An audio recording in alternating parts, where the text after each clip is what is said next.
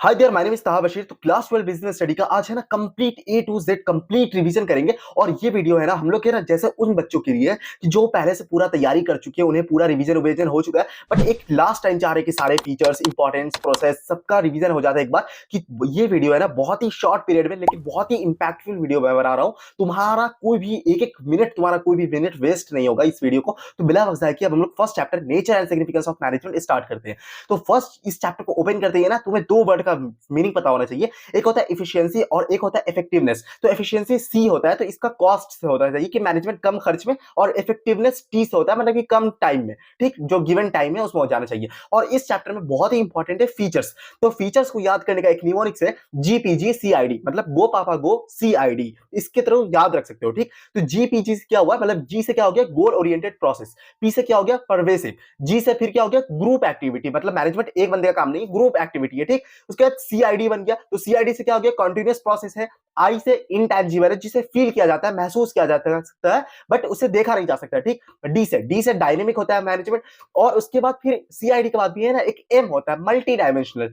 तो ठीक है, मल्टी डायमेंशनल में तीन चीज आता है, ठीक। Management of work, management of peoples and management of operations. तो मैनेजमेंट ऑफ वर्क में क्या क्या आता है, प्लानिंग, ऑर्गेनाइजिंग, और तुम्हारा आ जाता है कंट्रोलिंग। और तुम्हारे जो पीपल आते हैं, पीपल किस किस में यूज होता है, स्टाफिंग और डायरेक्टिंग में। यहीं पे बंदे का यूज है, मतलब स्टाफिंग में ह्यूमन एलिमेंट है और डायरेक्शन में डायरेक्शन देना, तो यहाँ पे भी ह्यूमन एलिमेंट है, तो इसीलिए पीपल में आ जाता है डायरेक्टिंग। और ऑपरेशन से आ जाएगा प्रोडक्शन, सेल्स, परचेज। तो यहाँ पे हमारा फीचर्स जो फर्स्ट चैप्टर का था वो कंप्लीट हो गया। अब हम लोग आते हैं ऑब्जेक्टिव्स ऑफ मैनेजमेंट। तो ऑब्जेक्टिव्स क्या है, तीन ऑब्जेक्टिव है। एक होता है ऑर्गेनाइजेशनल ऑब्जेक्टिव, फिर सोशल ऑब्जेक्टिव, पर्सनल ऑब्जेक्टिव। तो ऑर्गेनाइजेशनल ऑब्जेक्टिव में भी है ना एसपीजी आता है। एसपीजी क्या होगा, सर्वाइवल, पहले सर्वाइव करना, फिर प्रॉफिट, उसके बाद फिर हम लोग ग्रोथ पे ध्यान देते हैं, तो ग्रोथ। सोशल ऑब्जेक्टिव जो समाज से रिलेटेड कोई भी हो जाएगा, वुमेन एम्पावरमेंट का कोई भी, होली, दिवाली, दशहरा फेस्टिवल से रिलेटेड केस स्टडी में इस टाइप का आएगा। सोसाइटी के बेनिफैक्टर्स के लिए जितना भी चीज जाएगा सोशल बेनिफिट। उसके बाद पर्सनल ऑब्जेक्टिव, पर्सनल लाइक तुम्हारे इंप्लॉय, तुम्हारी कंपनी में जो इंप्लॉयज वर्क कर रहे हैं उनसे रिलेटेड जितना भी बेनिफिट वाला चीज हुआ ना वो हो जाएगा तुम्हारा पर्सनल ऑब्जेक्टिव। तो यहाँ पे तुम्हारा ऑब्जेक्टिव भी कंप्लीट हो जाते हैं। अब आते हैं हम लोग इंपॉर्टेंस ऑफ मैनेजमेंट में। तो इंपॉर्टेंस ऑफ मैनेजमेंट को भी याद करने का अड्डा, अड्डा 247 एक है ना एडुकेटर वाला, तो हाँ, तो अड्डा से याद रखना। तो अड्डा क्या हो गया, achieving organisational objective, achieving organisational objective. देखो इंपॉर्टेंस और फीचर्स को याद करने का टेक्निक बताता हूं। देखो जो फीचर्स है ना उसी में से इंपॉर्टेंस निकल के आते हैं। लाइक कोई बैंक है, कोई बैंक में लॉकर की फैसिलिटी प्रोवाइड की गई है, तो ये बैंक का क्या है, फीचर्स है। तो अगर लॉकर की फैसिलिटी प्रोवाइड की गई है तो हमारे लिए क्या होगा कि हमारी चीजें वहां पे सिक्योर्ड रहेगी, तो ये उसका इंपॉर्टेंस हो जाएगा। बैंक में लॉकर की फैसिलिटी है तभी ना हमारा चीज सिक्योर्ड है, तो वो फैसिलिटी है तो ये फीचर्स है, लेकिन चीज हमारी सिक्योर्ड है तो ये इंपॉर्टेंस है। तो इसी तरह से कोई चैप्टर में अगर याद नहीं आया कि इंपॉर्टेंस क्या हो जाएगा, तो अगर फीचर्स याद आ रहा है तो फीचर्स का अंदाजा लगाओ कि इसका इंपॉर्टेंस क्या निकल सकता है, ठीक, कभी याद ना आए, ठीक। ऐसे achieving organisational objective, like goal oriented है तो हमारे पास एक गोल है तभी ना हम ऑर्गेनाइजेशन ऑब्जेक्टिव की तरफ बढ़ेंगे। डायनेमिक ऑर्गेनाइजेशन होता है, डेवलपमेंट ऑफ सोसाइटी होगा, achieving personal goal and group गोल। इसके बाद क्या, इंक्रीजिंग एफिशिएंसी एंड कोऑर्डिनेशन। उसके बाद हमारा नेचर ऑफ मैनेजमेंट आता है। तो मैनेजमेंट इन एग्जैक्ट साइंस है, मतलब कि नॉट फुली साइंस है। मैनेजमेंट कंप्लीट आर्ट होता है और मैनेजमेंट प्रोफेशन नहीं होता है। मैनेजमेंट साइंस है कि यूनिवर्सल एप्लीकेबिलिटी नहीं होती है इसकी। साइंस की हमेशा यूनिवर्सल एप्लीकेबिलिटी होती है बट इसकी नहीं होती है। प्रोफेशन क्यों नहीं है, क्योंकि यहाँ पे रिस्ट्रिक्टेड एंट्री नहीं होती। मैनेजमेंट के लिए है इंस्टीट्यूशन वगैरह बना हुआ, लेकिन कोई रिस्ट्रिक्टेड एंट्री नहीं कि ये एग्जाम क्लियर करोगे तभी तुम मैनेजमेंट कर सकते हो, ठीक। और यहाँ पे प्रोफेशनल एसोसिएशन लाइक आईसीएआई हो गया या फिर आईसीएमआर, इस टाइप का कुछ नहीं है, ठीक। उसके बाद मैनेजमेंट एज एन आर्ट है तो है क्यों, क्योंकि यहाँ पे सिस्टमेटिक बॉडी ऑफ नॉलेज है। ये साइंस में भी है systematic body of knowledge. Personalised application की वजह से, पर्सनलाइज्ड एप्लीकेशन, सब आदमी काम करने का तरीका डिफरेंट है, इसी वजह से ये आर्ट है। और based on practice and creativity, कोई प्रैक्टिस की क्रिएटिविटी तो आर्ट हो जाता है, ठीक, अपना क्रिएटिविटी लगाना पड़ता है। लेवल्स ऑफ मैनेजमेंट बहुत ही इंपॉर्टेंट है टॉपिक ये। लेवल्स ऑफ मैनेजमेंट से केस स्टडी का क्वेश्चन आना आना पक्का है। तो टॉप लेवल में जितने भी चीफ हो जाएंगे, chief executive officer, chief operating officer, जितने भी चीफ और मैनेजिंग डायरेक्टर एमडी, ये सारे टॉप लेवल के हो जाएंगे। इनका क्या काम होता है, प्लानिंग, पॉलिसीज बनाना, ऑब्जेक्टिव ये करना, डिसीजन मेकिंग, ये सारा कुछ हो जाता है टॉप लेवल वाले का। मिडिल लेवल वाले का क्या होता है कि एलोकेट रिसोर्सेज, हायरिंग, इनका रिक्रूटमेंट वाला काम होता है, ठीक। डिपार्टमेंट के जितने भी हो जाएंगे ना, जैसे कि production manager, sales manager, marketing manager, ये सारे कुछ आ जाएंगे मिडिल लेवल में। और उसके बाद लोअर लेवल में आ जाएंगे सुपरवाइजर, फोरमैन, क्लर्क, ये तुम्हारे एक्चुअल वर्कफोर्स से कनेक्ट रहते हैं, ये involve day to day activities है, ठीक। Functions of management, 5 functions of management जो चैप्टर भी है, planning, organising, staffing, directing and controlling, POSDC के थ्रू याद रख सकते हो। बहुत ही इंपॉर्टेंट टॉपिक है इसका कोऑर्डिनेशन। तो इनहेरेंट, कहीं पे भी कोई वर्ड यूज होगा ना इनहेरेंट, तो कोऑर्डिनेशन से कनेक्ट करना, ठीक, केस स्टडी में। तो इसके फीचर्स क्या है, इंटीग्रेट ग्रुप एफर्ट्स को इंटीग्रेट करता है, कॉन्टिन्यूअस प्रोसेस है, कॉन्टिन्यूअस प्रोसेस कभी याद नहीं आया ना कोई चीज, कॉन्टिन्यूअस प्रोसेस हो गया, परवेसिव हो गया, ये सब लिख सकते हो हर जगह, ठीक। परवेसिव फंक्शन होता है, डेलिब्रेट होता है, जानबूझ के किया जाता है, और क्या रिस्पांसिबिलिटी ऑफ ऑल मैनेजर की रिस्पांसिबिलिटी होती है कि एक दूसरे से कनेक्ट करके रखना। इसके इंपॉर्टेंस क्या होते हैं, ग्रोथ इनसाइट्स, अगर ऑर्गेनाइजेशन बड़ी होती जा रही है तो कोऑर्डिनेशन उतना ही इंपॉर्टेंट है, ठीक। फंक्शनल डिफरेंशिएशन, लाइक अलग अलग मैनेजर रहते हैं तो सारे को एक मुकाम पे लेके आना। स्पेशलाइजेशन, लाइक डिफरेंट मैनेजर रहते हैं, हर कोई बंदा एक डिफरेंट का वर्क करता है और उसमें स्पेशलाइज्ड होते जाता है, तो उसका ईगो बढ़ता जाता है कि यार इसको क्या पता इस चीज के बारे में, उसको लगता है उसको क्या पता इस चीज के बारे में, तो इसके ईगो को सेटिस्फाई करना दोनों को और एक लेवल पे लेके आना कि काम स्मूथली हो, तो ये होता है कोऑर्डिनेशन का इंपॉर्टेंस, ठीक। तो हमारा first chapter nature and significance of management complete हो गया। उसके बाद नेक्स्ट चैप्टर की तरफ हम लोग बढ़ते हैं, प्रिंसिपल्स ऑफ मैनेजमेंट। तो ये सेकंड चैप्टर की जब भी बात हो ना, तुम्हें दो साइंटिस्ट का नाम ध्यान में जरूर रखना चाहिए, हेनरी फ्योल और FW टेलर। हेनरी फ्योल के 14 प्रिंसिपल्स ऑफ मैनेजमेंट है और ये साइंटिफिक टेक्निक दिए थे FW टेलर, ठीक। तो ये चैप्टर में भी है ना 7 फीचर्स है। पहले है क्या, जनरल गाइडलाइंस। तो जनरल गाइडलाइंस क्या है, do not provide readymade solution, do not provide readymade straight jacket solution, NCERT की लाइन है स्ट्रेट जैकेट। हाँ, तो जनरल गाइडलाइंस का हो जाता है, केस स्टडी में देखना देखने को मिलेगा इस टाइप का, ठीक। Flexible, differently under different condition, situation so demand, NCERT का कीवर्ड है सिचुएशन सो डिमांड, तो ये फ्लेक्सिबल होता है, ठीक। Formed by practice and experiment, मतलब कि ओवरनाइट, एक दिन में ना, ऐसा नहीं कि ओवरनाइट बन जाता है, ये एक्सपेरिमेंट के थ्रू बनता है, ठीक। Universal application, behavioural in nature, cause and effect relationship होता है, हर एक फीचर्स जो लगाया जाता है, हर एक प्रिंसिपल जो लगाया जाता है, तो कोई एक उसका कॉज होता है तभी उसके लिए इफेक्ट में ये लगाया जाता है, ठीक। कॉन्टिंजेंट होता है, तो कॉन्टिंजेंट भी होता है क्या कि सिचुएशन सो डिमांड था ना फ्लेक्सिबल, तो ये बिल्कुल वैसा ही होता है, बट यहाँ पे पर्टिकुलर पॉइंट ऑफ टाइम में कोई एक चीज लगाई जाती है ना, तो पर्टिकुलर अगर कॉन्टिंजेंट कभी आ जाए ना लिखने के लिए, तो उसके डेफिनेशन में पर्टिकुलर पॉइंट ऑफ टाइम जरूर लिखना, वरना मार्क्स कट जाएगा, ठीक, वरना फ्लेक्सिबल हो जाएगा। तो अब आती है इंपॉर्टेंस इस चैप्टर के, तो इंपॉर्टेंस है ना इसके 5 इंपॉर्टेंस है, scientific decision, provide guidelines, fulfilling social responsibility, optimum utilisation of resources, meeting changes in environment. तो इसको एक फ्रेज के थ्रू जैसे याद रख सकते हो, मैं अपने पहले वीडियो में बताया था, मैनेजमेंट प्रिंसिपल्स आर दो साइंटिफिक डिसीजन है which provides guidelines to the manager को एक गाइडलाइंस प्रोवाइड करता है so that they can fulfilling social responsibility, उसके जरिए से वो समाज की रिस्पांसिबिलिटी को फुलफिल कर सके। Optimum utilisation of resources, like जितना जरूरत है उतना ही यूज करे रिसोर्सेज का, optimum utilisation of resources and meeting changes in environment, और एनवायरनमेंट में जो भी चेंज हो रहा है उसके साथ अपने आप को चेंज करे, ठीक, मीटिंग चेंजेस इन एनवायरनमेंट। तो इंपॉर्टेंस ऑफ ये कंप्लीट हो जाता है। अब आते हैं हेनरी फ्योल के 14 प्रिंसिपल, इसको याद रखने के लिए सबको बहुत डर लगता है कैसे, तो इसके लिए एक बहुत ही अच्छा निमोनिक्स है, dad I C you cross, ये लाइन को याद रख लो, dad I C you cross, dad I C you cross, इसको लिख लो, dad I C you cross. D से क्या हो गया, डिवीजन ऑफ वर्क, ए से अथॉरिटी एंड रिस्पॉन्सिबिलिटी, डी से discipline, principle of discipline, I से इनिशिएटिव, लाइक कोई एम्प्लॉय का सजेशन को वेलकम करना, ठीक, स्केलर चेन। इसके बाद आता है ई से स्प्रिट डिकॉप्स, फिर ई आ जाता है आई, सी में डबल ई होगा ना, हाँ, तो इक्विटी लाइक सबको एक तरीके से ट्रीट करना। यूनिटी ऑफ कमांड, यू में है ना डबल यू हो जाएगा, ठीक, तो यूनिटी ऑफ कमांड, एक बॉस होना चाहिए, single boss. Unity of direction, मतलब कि यहाँ पे क्या होगा, रिमूव ओवरलैपिंग को खत्म करता है, कौन सा है, यूनिटी ऑफ डायरेक्शन, ठीक। केस स्टडी में आ जाएगा कभी ओवरलैपिंग को कौन सा खत्म करता है, unity of direction. Centralisation and decentralisation, cross में सी आ जाएगा, सेंट्रलाइजेशन एंड डिसेंट्रलाइजेशन। सेंट्रलाइजेशन मतलब पावर को एक जगह पे ये कर देना, और डिसेंट्रलाइजेशन को पावर को इक्वली डिस्ट्रीब्यूट कर देना, इक्वली नहीं, मतलब कि जिसकी जिस हिसाब से हो रही है। रिम्यूनरेशन, फेयर रिम्यूनरेशन देना, लाइक जो बंदा जो काम कर रहा है उसके हिसाब से उसको वेजेस प्रोवाइड करना। ऑर्डर, हर चीज अपनी जगह पे रहना, तो प्रिंसिपल ऑफ ऑर्डर हो जाएगा। अब क्रॉस में है ना डबल एस, ठीक, तो subordination of individual interest to general interest, तो अब मतलब कि अगर अपने इंटरेस्ट को ध्यान नहीं देखना कि सबके लिए बेहतर क्या है वो सोचना है, ठीक। Stability of tenure of personal, मतलब कि बंदे को जॉब सिक्योरिटी प्रोवाइड करना, ठीक। तो ये हो जाता है dad I C you cross, Henri Fayol का 14 प्रिंसिपल इस फ्रेज के थ्रू कनेक्ट हो, मतलब कि याद हो जाएंगे पूरे के पूरे। और सैंपल पेपर में 12 क्वेश्चन ऐसे देखोगे ना कि आया क्या कि हेनरी फ्योल के ना 6 प्रिंसिपल्स ऑफ मैनेजमेंट दे दो, लिख दो, और 6 नंबर तुम्हें पक्के मिल जाएंगे। अब ये अगर याद रहेगा ना, division of work, authority and responsibility, तो अंदर का कुछ भी लिख दो वो मैटर नहीं करता, मेन है कि तुम्हें जो ये चीज है ये चीज याद रहना चाहिए, ठीक। तो इसके लिए डेड आईसीयू क्रॉस बहुत सही है। साइंटिफिक प्रिंसिपल, एफडब्ल्यू टेलर के साइंटिफिक प्रिंसिपल है, इसको मैं एससीएचडी करके याद रखता हूं कि एचडीएफसी बैंक है ना, हाँ, तो उसी तरह से एससीएचडी।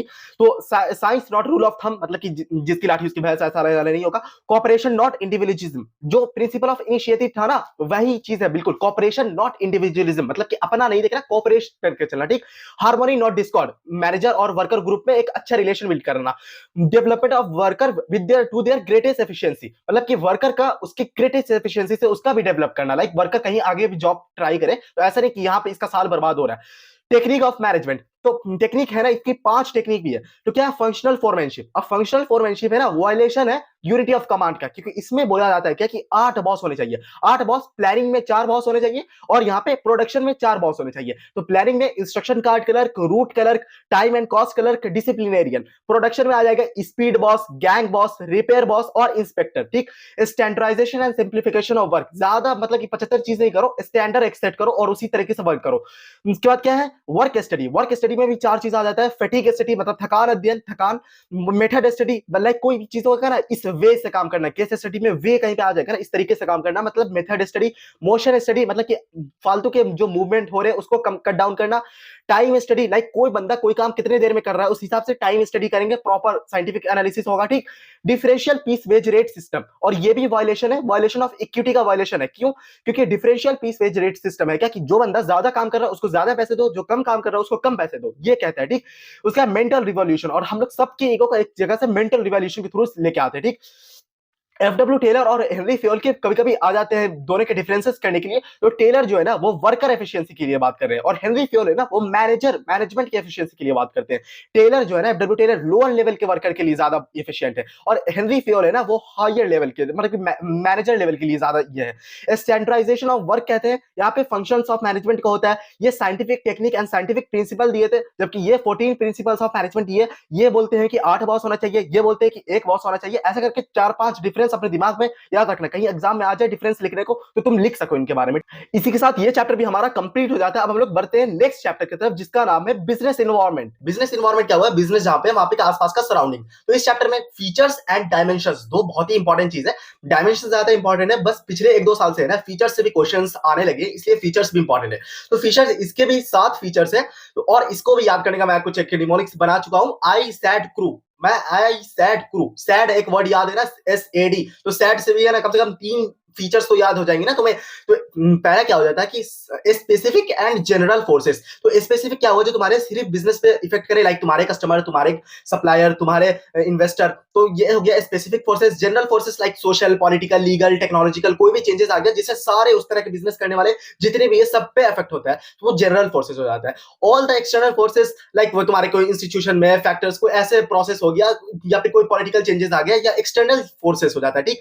इंटर रिलेशन लाइक कोई एक लहर, कोई चीज की लाइक कोई यूथ में एक हो गया कि भाई बड़ी स्टडी बनाना है, जिम की एक लहर दौड़ गई। तो अब जैसे उस जिम से रिलेटेड लाइक जिम के इक्विपमेंट हो गए, प्रोटीन वाले एग, चिकन, इस तरह की जितने भी बिजनेस होंगे वो सारे बिजनेस बूस्ट होंगे। तो इंटर रिलेशन एक में कोई अगर अच्छा होगा तो उससे मिलते जुलते जितने बिजनेस होंगे वो सब भी बूस्ट होंगे।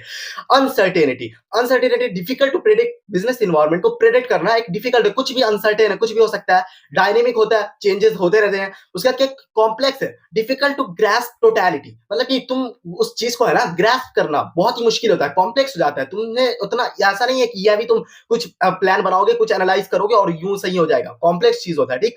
रिलेटिविटी लाइक कोई एक चीज का बढ़ना दूसरे चीज का घटना, लाइक गवर्नमेंट ने बैन कर दिया प्लास्टिक पे तो जो उससे जूट बैग वाले बिजनेस को बूस्ट हो गया। पीपल के अंदर हो गया हेल्थ अवेयरनेस बढ़ गया, तो वो जो कोक और जितने भी सॉफ्ट ड्रिंक थे वो सब पीना बंद कर दिए। तो अब किसके तरफ उसका अल्टरनेटिव चाहिए ना, तो जितने भी जूस हो गए, पोमेग्रेनेट जूस, मैंगो जूस, वो सबका बिजनेस बढ़ेगा, बूस्ट होगा। कोई एक को घाटा होगा, कोई एक को नुकसान होगा। इंडिया में सारी का बिजनेस चलेगा, अमेरिका में सारी का बिजनेस नहीं होना चलेगा, क्योंकि रिलेटिविटी का कॉन्सेप्ट है, ठीक। इसके बाद इंपॉर्टेंस आ जाता है, इंपॉर्टेंस भी इसके इंपॉर्टेंट है, ठीक। तो इंपॉर्टेंस में क्या आ जाता है कि 5-6 चीज है, इसको मैं याद रखा हूं टैप पिट के थ्रू। टैप पिट मतलब कि टैप हो गया, टैप और पिट अपने हिसाब से याद करने का तरीका बनाया जाता है, ठीक। तो टैप से मैं क्या हूं, tapping and assembling resources, tapping and assembling resources helps to adjust adopt with rapid changes। Tap में ए आ गया helps to adapt with rapid changes। उसके बाद पी से आ गया planning and policy making. Helps in planning and policy making. और फिर पिट हो गया, तो पिट का पी से हो गया improvement in performance. Improvement in performance. I से क्या हो गया, identifying opportunities and getting first mover advantage. कोई भी फर्स्ट मूवर एडवांटेज, इससे identify opportunity and getting first mover advantage से ढेर सारे केस स्टडी देखने को मिले। तो ये आइडेंटिफाइंग अपॉर्चुनिटीज बहुत इंपॉर्टेंट है, इसके बारे में बुक में भी खोल के एक बार देख लेना। नेक्स्ट क्या है, threats and early warning signals. Like कोई बिजनेस को पता चल गया कि इससे तो हमारा नुकसान हो जाएगा, तो ये क्या क्या identified threats and early warning signal, मतलब कि पहले ही उसे वो सतर्क हो गया, ठीक, अर्ली वार्निंग सिग्नल मिल गया, ठीक। तो ये चीज हो जाता है इंपॉर्टेंस। इसके बाद इसके डायमेंशंस होते हैं, तो डायमेंशंस को भी याद करने का मैं एक निमोनिक्स बनाया हूँ, स्पेल्ड। स्पेल होता है ना, स्पेलिंग स्पेलिंग, हाँ, तो उसका जो थर्ड फॉर्म है स्पेल्ड, ठीक है, स्पेल स्पेल्ड स्पेल्ड होता है ना, हाँ, तो स्पेल्ड के थ्रू याद रख सकते हो। एस से क्या हो गया, सोशल इन्वायरमेंट, समाज में कुछ भी हो गया सोशल इन्वायरमेंट। पी से हो जाएगा पॉलिटिकल इन्वायरमेंट, पॉलिटिक्स से रिलेटेड जितना भी चीज आ जाता है पॉलिटिकल। इकोनॉमिकल, इकोनॉमिक्स, तुम जो क्लास 12 में इकोनॉमिक्स पढ़े हो ना, इकोनॉमिक्स जितने भी कॉन्सेप्ट है, bank rate, repo rate, GDP, inflation, सारा कुछ आ जाएगा इकोनॉमिक में आ जाएगा, ठीक। लीगल, लीगल जितने भी लॉ रूल रेगुलेशन वो सारा आ जाएगा लीगल इन्वायरमेंट। और टी से आ जाएगा टेक्नोलॉजिकल इन्वायरमेंट। टेक्नोलॉजिकल इन्वायरमेंट बहुत इंपॉर्टेंट है, इससे बहुत ही बार केस स्टडी देखने को मिली है। उसके बाद इसमें चैप्टर में एक और टॉपिक दिया हुआ है डीमोनेटाइजेशन, उतना इंपॉर्टेंट है नहीं, बट ये क्या होता है, 8 नवंबर 2016 का हुआ था, नो लीगल टेंडर बनी था, और टैक्स इवेजन को खत्म करने के लिए, टेरर फंडिंग, हवाला, वो सबको खत्म करने के लिए किया गया था, बट ये गवर्नमेंट का फेलियर साबित रहा था, ठीक। ये चैप्टर भी हमारा इसी के साथ कंप्लीट हो जाता है। अब हम लोग नेक्स्ट चैप्टर की तरफ बढ़ते हैं, जो हमारा फंक्शंस ऑफ मैनेजमेंट का फर्स्ट फंक्शंस भी आ जाता है, प्लानिंग। तो प्लानिंग क्या है, planning bridges the gap where we are standing today and where we want to reach, ठीक। तो करंट सिचुएशन का है और हमारा गोल के बीच में एक प्लान ही है जो हमारा एक ब्रिज तैयार करता है, ठीक। तो प्लानिंग का अगर केस स्टडी आ रहा था तो कैसे पहचानोगे, फॉरवर्ड लुकिंग फंक्शन है, हमेशा आके देखने वाला। Forecasting future, no other function can start without it, कोई भी अदर फंक्शन स्टार्ट नहीं होगा जब तक प्लानिंग नहीं होगा, ठीक। प्लानिंग अगर केस स्टेटमेंट बेस्ड में क्वेश्चन पूछते हैं कि planning is the first function of management, तो नो लिखना कि कोई ये कंटीन्यूअस प्रोसेस होता है, जितने भी फंक्शंस है वो एक सर्कुलर फ्लो में घूमते रहते हैं, ठीक। तो कोई फर्स्ट नहीं होता और कंट्रोलिंग भी लास्ट फंक्शन नहीं होता, ये सब कुछ होता है। प्लानिंग होगा फिर कंट्रोलिंग हो जाएगा, फिर प्लान होगा फिर ऑर्गेनाइजिंग होगा, स्टाफिंग होगा, डायरेक्टिंग होगा, फिर कंट्रोलिंग हो जाएगा, फिर प्लान हो जाएगा। तो ये सब कोई ना फर्स्ट होता है, बट ये प्राइमरी फंक्शन होता है, ये हमें पता है कि प्राइमरी फंक्शन है, ठीक। इंटेलेक्चुअल होता है, मेंटल एक्सरसाइज होता है। देखो लिमिटेशंस है ना, जितने भी फंक्शंस ऑफ मैनेजमेंट है, ऑर्गेनाइजिंग, स्टाफिंग, डायरेक्टिंग, लिमिटेशंस है ना सिर्फ प्लानिंग के है, वो रिजिडिटी वाला है ना, हाँ। और टाइप्स ऑफ प्लान, अगर टाइप्स ऑफ प्लान में भी है ना एक सिंगल यूज प्लान और स्टैंडिंग प्लान भी, तो टाइप्स भी है ना सिर्फ प्लान के है, तो ये बात याद रखना। तो फीचर्स क्या है, फीचर्स क्या होता है, focuses on objective, planning is the primary functions of management, planning is pervasive, pervasive हर जगह यूज कर सकते हो, प्लानिंग इज कंटीन्यूअस होता है, प्लानिंग इज फ्यूचरिस्टिक होता है, लुकिंग अहेड होता है, प्लानिंग इन्वॉल्व्स डिसीजन मेकिंग, एक इंटेलेक्चुअल एक्सरसाइज होता है, ठीक। Planning is a mental exercise, logical thinking, no guess work, यहाँ पे एक लॉजिक थिंकिंग लगाई जाती है, ठीक।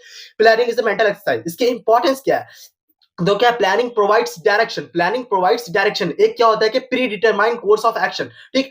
Planning reduce the risk of uncertainties, anticipate changes, ठीक। तो reduce the risk of uncertainties. Planning reduce overlapping and wasteful activities, like तुम पहले से कोई हर चीज का प्लान बना के रखते हो तो वेस्टफुल एक्टिविटी से बचते हो, ठीक। Planning promotes innovative ideas, creation, कुछ भी प्लानिंग तो करोगे तो इनोवेटिव आइडिया आएगा, ठीक। Facilitates decision making, facilitates in decision making, decision making में हेल्प होती है। Planning establish standard for controlling, इस कंट्रोलिंग के लिए है ना, प्लान अगर रहता है तो हम लास्ट में क्या करते हैं, चेक करते हैं कि भाई हम सोचे थे कि हमें 95 आना चाहिए लेकिन हमारे को आ गया 90 आया, तो ये हम क्या करते हैं, तो सोचते हैं तो हम लोग चेक करते हैं, तो भाई एक बेस तैयार करता है स्टैंडर्ड फॉर कंट्रोलिंग, ठीक। तो ये हो गया इंपॉर्टेंस, ठीक। अब इसके लिमिटेशंस क्या है, तो लिमिटेशंस को याद करने का मैं एक अपने लिए शॉर्टकट बनाया था, तुम्हारे लिए मुश्किल होगा, लेकिन RDR-CTS, RDR-CTS ये था। तो planning leads to rigidity, R से रिजिडिटी, डी से क्या हो जाएगा, may not work in dynamic environment, फिर आर आ जाता है तो रिड्यूस क्रिएटिविटी, क्रिएटिविटी रिड्यूस हो जाएगी, भाई जो लोअर लेवल के वर्कर रहेंगे उनको तो चुपचाप काम करना होगा, तो उनकी क्रिएटिविटी रिड्यूस हो जाती है, ठीक। It involves huge cost, CTS से तो इन्वॉल्व ह्यूज कॉस्ट, बहुत पैसा लगता है। प्लान ऐसा नहीं कि तुम यूं बनाते हो प्लान बन जाता है, बहुत एनालाइज करना पड़ता है, इतना डेटा वेटा सब कुछ, उसके बाद भी फेल हो जाए क्या पता, कोई गारंटी नहीं होता है। टाइम कंज्यूमिंग प्रोसेस होता है, प्लान बनाने में बहुत टाइम लगता है, डज नॉट गारंटी सक्सेस, हाँ सक्सेस की भी कोई गारंटी नहीं होती है। उसके बाद कुछ एक्सटर्नल लिमिटेशन हो जाते हैं, कोई कॉम्पिटिटर आ गया, कोई टेस्ट प्रेफरेंस चेंज हो गया, टेक्नोलॉजी में चेंज हो गया, तो एक्सटर्नल लिमिटेशंस भी हो जाते हैं, ठीक। प्लानिंग के process, one of the most important topic from this chapter, ठीक। तो प्रोसेस को याद रखना, प्रोसेस सारे ही इंपॉर्टेंट है। तो प्रोसेस को याद रखने का एस डाइज इफ, बहुत सारे टीचर इस टाइप से पढ़ाए, तो एस डाइज इफ तुम्हें पता होगा कि क्या होगा। तो सेटिंग अप ऑफ ऑब्जेक्टिव, पहला क्या हो जाता है, सेटिंग ऑफ ऑब्जेक्टिव, ऑब्जेक्टिव एक सेट करते हैं। डी से क्या हो जाएगा, डेवलपिंग प्रीमाइसेस, हम लोग क्या एक अलग अलग अजम्पशन लेते हैं, ये भी कर सकते हैं, ये भी कर सकते हैं, ये भी कर सकते हैं, तो developing premises. Identifying alternative course of action, उसके बाद हम लोग अल्टरनेटिव भी कर सकते हैं, ये तो कर सकते हैं, लेकिन इसकी तरह ये भी तो कर सकते हैं ना, identifying alternative and course of action. उसके बाद इवैल्यूएटिंग अल्टरनेटिव, अच्छा ये करते हैं ना तो इसमें पैसा ज्यादा लग रहा है, ये कर रहे हैं तो इसमें टाइम लग रहा है लेकिन पैसा कम लग रहा है, तो ऐसे इवैल्यूएट करते हैं, ठीक। Evaluating alternative, selecting an alternative, अब हमें कुछ ना कुछ सेलेक्ट करना पड़ेगा, तो सेलेक्ट करते हैं एक अल्टरनेटिव को, सेलेक्टिंग एन अल्टरनेटिव। उसका क्या, इंपैक्ट द प्लान, तो यहीं पे जो अगर कभी क्वेश्चन पूछ दे कि कहां पे एक्शन, असल में एक्शन कहां पे स्टार्ट होता है, वो सब जितना भी है ना एस डाइस तक, यहां तक तुम्हारा है ना सिर्फ पेपर पे प्लान बनता है, असल में प्लान जो एक्शन में तब्दील होता है, इंप्लीमेंट द प्लान में होता है। और उसका क्या, फॉलो अप एक्शन, तो फॉलो अप एक्शन होता है कि तुम जो कर रहे हो वो सही से हो रहा है कि नहीं, फॉलो अप एक्शन में हो जाएगा। माइक मेरे बगल में रखा हुआ था, मुझे याद ही नहीं था, अब लगाया हूँ, आवाज थोड़ी सी हुई होगी गड़बड़, उसके लिए आई एम सॉरी, ठीक। उसका क्या, टाइप्स ऑफ प्लान, तो प्लान क्या है ना, ये बहुत ही इंपॉर्टेंट टॉपिक है, इस साल देखना क्वेश्चन इससे देखने को मिलेगा। एक होता है सिंगल यूज प्लान, जिसको हम लोग बोलते हैं ऑपरेशनल प्लान, और एक होता है स्टैंडिंग प्लान, जो हमारा स्ट्रेटेजिक प्लान भी होता है। Single use plan like single समझ में ही आ रहा है कि कोई एक बार यूज होगा फिर दोबारा नहीं यूज होगा, तो सिंगल वन टाइम यूज। और स्टैंडिंग प्लान लाइक कोई एक चीज होता है ना कि हमेशा चलते चले आता है, लाइक हमारी पॉलिसीज है कि हम उधार नहीं लेते, तो पॉलिसीज है, चाहे कोई भी प्रोडक्ट हो, चाहे कोई भी चीज बेचना हो, हमारी पॉलिसी वही रहेगी, तो ये हो जाता है कि पॉलिसी स्टैंडिंग प्लान हो जाता है। तो इसमें है ना पीपीपी रोम्बस के थ्रू मैं याद रखता हूँ इस चीज को, पी क्यूब रोम्बस ऐसे मैं याद रखता हूँ कि पी से हो जाएगा प्रोग्राम, हो जाएगा प्रोसीजर, हो जाएगा पॉलिसीज, हो जाएगा आर से रूल, हो जाएगा ओ से आ जाएगा ऑब्जेक्टिव, हो जाएगा एम से मेथड, बी से बजट, हो जाएगा एस से स्ट्रेटेजी। तो इस तरह से याद रख सकते हैं आठ का आठों चीज को। तो ऑब्जेक्टिव हमारा स्मार्ट होना चाहिए, स्पेसिफिक होना चाहिए, मेजरेबल होना चाहिए, अचीवेबल होना चाहिए, ठीक है ना। उसके बाद हमारा स्ट्रेटेजी हो जाता है कि कोई चीज को कंप्रिहेंसिव प्लान को कैसे करना है, तो स्ट्रेटेजी हो जाता है। मेथड, मेथड कोई चीज को वेज, कोई चीज को किस तरीके से करना है, मेथड होता है। नेक्स्ट आ जाता है पॉलिसीज, पॉलिसीज जनरल स्टेटमेंट हो जाता है। रूल क्या हो जाता है, स्पेसिफिक स्टेटमेंट हो जाता है। पॉलिसीज क्या होता है कि लाइक पॉलिसीज एक जनरल होता है, सबके लिए होता है, लेकिन रूल्स है ना थोड़ा सा मतलब कि रेगुलेशंस के थ्रू होता है। लाइक पॉलिसीज हो गया उधारी बंद, या फिर वी नॉट एक्सेप्ट क्रेडिट, तो ये एक पॉलिसीज हो गया। बट रूल्स हो गया कि यहाँ पे तुम्हें मतलब कि सिगरेट नहीं पीना, तो ये रूल्स हो जाता है, ये एक मतलब कि ज्यादा रिजिड हो जाता है, ठीक। प्रोसीजर, क्रोनोलॉजिकल ऑर्डर में कोई स्टेप 1 स्टेप 2 स्टेप 3 होगा ना, तो प्रोसीजर हो जाएगा। प्रोग्राम, प्रोग्राम है ना कॉम्बिनेशन हो जाता है, किस चीज का, जीपीपीआर का। जीपीपीआर क्या हो गया, गोल्स पॉलिसीज प्रोसीजर और रूल्स का, गोल्स पॉलिसीज प्रोसीजर रूल्स का कॉम्बिनेशन जो प्रोग्राम बोलते हैं, ठीक। बजट, कोई भी पूरे प्लान को है ना अगर न्यूमेरिकल फॉर्म लाइक बोलना कितने का होगा, तो ऐसा चीज होगा ना कितने का होगा, लाख 2 लाख ऐसा वाला, अगर न्यूमेरिकल फॉर्म में कोई प्लान को बता रहे हैं तो वो बजट हो जाता है, ठीक। इसी के साथ हमारा प्लानिंग चैप्टर भी है ना कंप्लीट हो जाता है। इसी के साथ नेक्स्ट चैप्टर की तरफ हम लोग बढ़ते हैं। फिफ्थ चैप्टर जो है हमारा organising, translation of work into attainable task. तो ये जहां पे भी कहीं पे केस स्टडी में देखने को मिल जाए ना, तो ये ऑर्गेनाइजिंग की बात कर रहे हैं, ठीक। ऑर्गेनाइजिंग का क्या मतलब, वो अरेंज एवरीथिंग, हर चीज को जगह पे रखना, मेन मटेरियल सब चीज को, ठीक। तो आइडिया इसका है ना प्रोसेस है, प्रोसेस उसका याद किया था ना एस डाइज, इसका है आइडिया, और आइडिया का ए ई है ना ऐसा स्विच हो जाएगा, स्माइली कैसे बना लेना तो हेल्प रहेगी, ठीक। तो identification and division of work, जो बंदे को जो काम आता है उस हिसाब से उसका डिवीजन करके बना दो उस चीज को, वो काम वही बंदा वो काम करेगा, ठीक। डिपार्टमेंटलाइजेशन, डिपार्टमेंट बनता है ना बहुत सारा, मतलब कि sales department, marketing department, HR department, हाँ हाँ। तो अगर तुम्हारा फंक्शन के बेसिस पे लाइक काम के हिसाब से, जैसे सेल्स मार्केटिंग ये सब फंक्शन हो गया, अगर इसके बेसिस पे डिपार्टमेंट बनाते हो तो फंक्शनल डिपार्टमेंट होगा। डिविजनल डिपार्टमेंट लाइक प्रोडक्ट के डिपार्टमेंट, लाइक हिंदुस्तान यूनिलीवर एक मतलब कि साबुन तेल शैम्पू क्या क्या बनाती है, अगर अगर वो साबुन के लिए एक डिपार्टमेंट बना लिया, तेल के लिए एक डिपार्टमेंट, शैम्पू के लिए एक डिपार्टमेंट, तो ये हो गया प्रोडक्ट के लिए, तो ये प्रोडक्ट वाला हो जाएगा डिविजनल डिपार्टमेंट, ठीक। असाइनमेंट ऑफ ड्यूटीज, मतलब कि जो बंदे को जो काम आता है उस हिसाब से उसको जॉब असाइन कर देना, तो matching to his skill assignment of duties. और एस्टैब्लिशिंग रिपोर्टिंग रिलेशनशिप, एक हायरार्की बनती है ना कि ये इसको कहेगा ये उसको कहेगा, तो एस्टैब्लिशिंग रिपोर्टिंग रिलेशनशिप, आईडीएई याद रखना, आइडिया, ठीक। इसकी इंपॉर्टेंस क्या है, बेनिफिट्स ऑफ स्पेशलाइजेशन, लाइक कोई बंदे को अगर जो बंदे को जो काम आता है उस हिसाब से उसको डेली वो काम करेगा, तो स्पेशलाइजेशन हो जाएगा उसमें, ठीक। क्लैरिटी इन वर्किंग रिलेशनशिप, अब हर चीज को पता रहेगा कि किसको किससे रिपोर्ट करना है, किसको किससे ऑर्डर आएगा, तो भाई एक वर्किंग रिलेशनशिप पे क्लैरिटी रहेगा, ठीक। ऑप्टिमम यूटिलाइजेशन ऑफ रिसोर्सेज, अगर हर चीज का एकदम सही तरीके से हम लोग बांट के रख देंगे तो जो चीज उतना ही यूज होगा जितना जरूरत है, नुकसान नहीं होगा कोई चीज का, ठीक। एडॉप्शन टू चेंजेस, अब हमें कोई चीज में भी चेंजेस करना है, तो अगर हमारा सब कुछ ऑर्गेनाइज वे में, तो हमें कुछ भी तब्दीली करनी है तो हमारे लिए इजी हो जाएगा, हम उसको इजीली चेंज कर सकते हैं, ठीक। इफेक्टिव एडमिनिस्ट्रेशन, जब सब कुछ प्रॉपर वे में ऑर्गेनाइज्ड वे में रहेगा तो हमें उस पर एडमिनिस्ट्रेट करना, मतलब कि जैसे इंडिया में नहीं प्राइम मिनिस्टर हो गए, होम मिनिस्टर हो गए, ये सभी तो ये एडमिनिस्ट्रेटिव है ना, तो ये हमें रूल करना आसान हो जाता है कंपनी के ऊपर, ठीक। मतलब समझ रहे हो, ठीक। डेवलपमेंट ऑफ पर्सनल, जो एम्प्लॉय है भाई उसका भी तो डेवलपमेंट होता है, ओवरऑल ग्रोथ होता है, एक्सपेंशन एंड ग्रोथ, ये कंपनी के एक्सपेंशन एंड ग्रोथ में भी हेल्प होती है। ऑर्गेनाइजेशनल स्ट्रक्चर, तो ऑर्गेनाइजेशनल स्ट्रक्चर क्या होगा, managerial and operative task are perform, people work resources. Operational structure first chapter था ना, ऑब्जेक्टिव जो था, हाँ, तो इसमें था ऑर्गेनाइजेशनल स्ट्रक्चर में पीपल वर्क रिसोर्सेज, ठीक।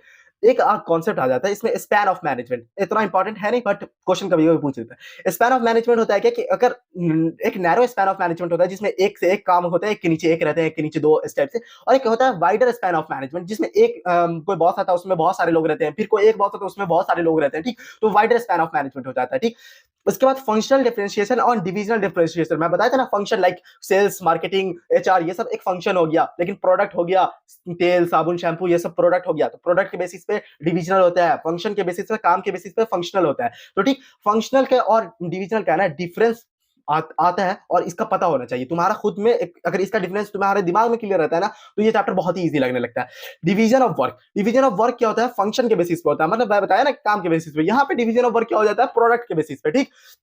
ऑक्यूपेशनल स्पेशलाइजेशन, लाइक कोई एक एडवर्टाइज करने वाला बंदा है तो उसको एडवर्टाइजिंग ही करना है, तो यहाँ पे वो काम से रिलेटेड कोई भी चीज का उसको एडवर्टाइजिंग करवा दो वो एडवर्टाइज कर लेगा। लेकिन यहाँ क्या हो जाता है, grouping of a common product, like तेल वाला बंदा कोई तेल बेच रहा है तो उसको पता है कि तेल को कितना अच्छे से बेचते हैं, उसको इस चीज का बहुत अच्छी से नॉलेज है, लेकिन हर चीज वो उतना अच्छे से नहीं बेच पाएगा, तो ठीक, ये डिविजनल स्ट्रक्चर। तो लिमिटेड ट्रेनिंग होता है इसका, और यहाँ पे क्या हो जाता है कि हर एक पार्ट के लिए तो यहाँ पे ज्यादा हो जाता है, मल्टी प्रोडक्ट के लिए डिविजनल बेस्ट है, यूनी प्रोडक्ट के लिए यूनी प्रोडक्ट, लाइक रोलेक्स है ना, मेरे दिमाग में ऐसा नहीं कि रोलेक्स बहुत कुछ बनाती है, रोलेक्स एक सिर्फ घड़ी बनाती है अलग अलग टाइप का, तो ये हो जाता है एक सिंगल यूनी प्रोडक्ट पे डील करती है, तो फंक्शनल। और मल्टी प्रोडक्ट में हिंदुस्तान यूनिलीवर, तो तुम्हें पता ही होगा, तो हिंदुस्तान यूनिलीवर मल्टीपल प्रोडक्ट में डील करती है, तो डिविजनल में यूनिलीवर का मैं एग्जांपल ले लिया, ठीक। डिविजनल में हर एक प्रोडक्ट के लिए जितना प्रोडक्ट लॉन्च करना है, हर के लिए एक डिपार्टमेंट बनाना, तो भाई बहुत खर्चीला हो जाएगा। इधर ये इकोनॉमिकल होता है, फंक्शनल इकोनॉमिकल हो जाता है, डाइवर्सिफाइड एक्टिविटी हो जाता है, लेकिन डिविजनल हमारे लिए फ्लेक्सिबल हो जाता है। इसके एडवांटेज क्या हो जाते हैं, जो इसके एडवांटेज होंगे ना वो उसके डिसएडवांटेजेस हो जाएंगे, तो वो एक का भी अच्छे से याद हो ना तो तुम दोनों का लिख पाओगे, ठीक।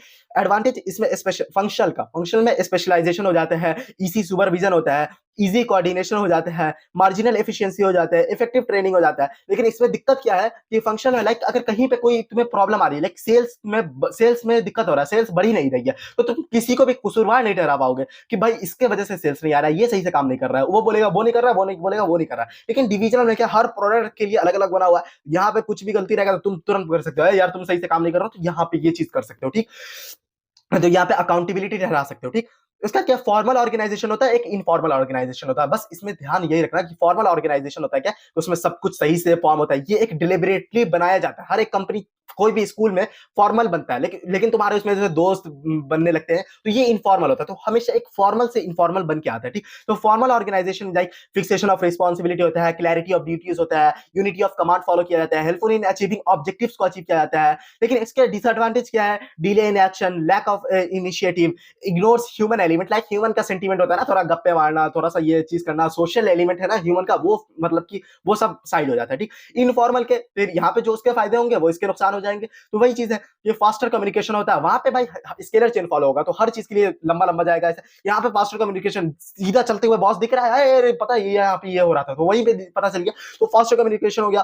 फुलफिलिंग सोशल नीड हो जाता है, सोशल नीड जो फ्रेंडशिप वाला जो चीज होता है ना वो फुलफिल हो जाता है, ठीक। Helps in achieving organisation objective, ये भी अचीव करता है ऑर्गेनाइजेशन ऑब्जेक्टिव, बट इसके डिसएडवांटेज क्या है कि भाई र्यूमर्स स्प्रेड बहुत हो जाते हैं, लाइक उसका उसका चल रहा है, तो ऐसे करके अब कौन बोला कौन ये बोला, तो र्यूमर्स वगैरह बहुत फैलते हैं, ठीक।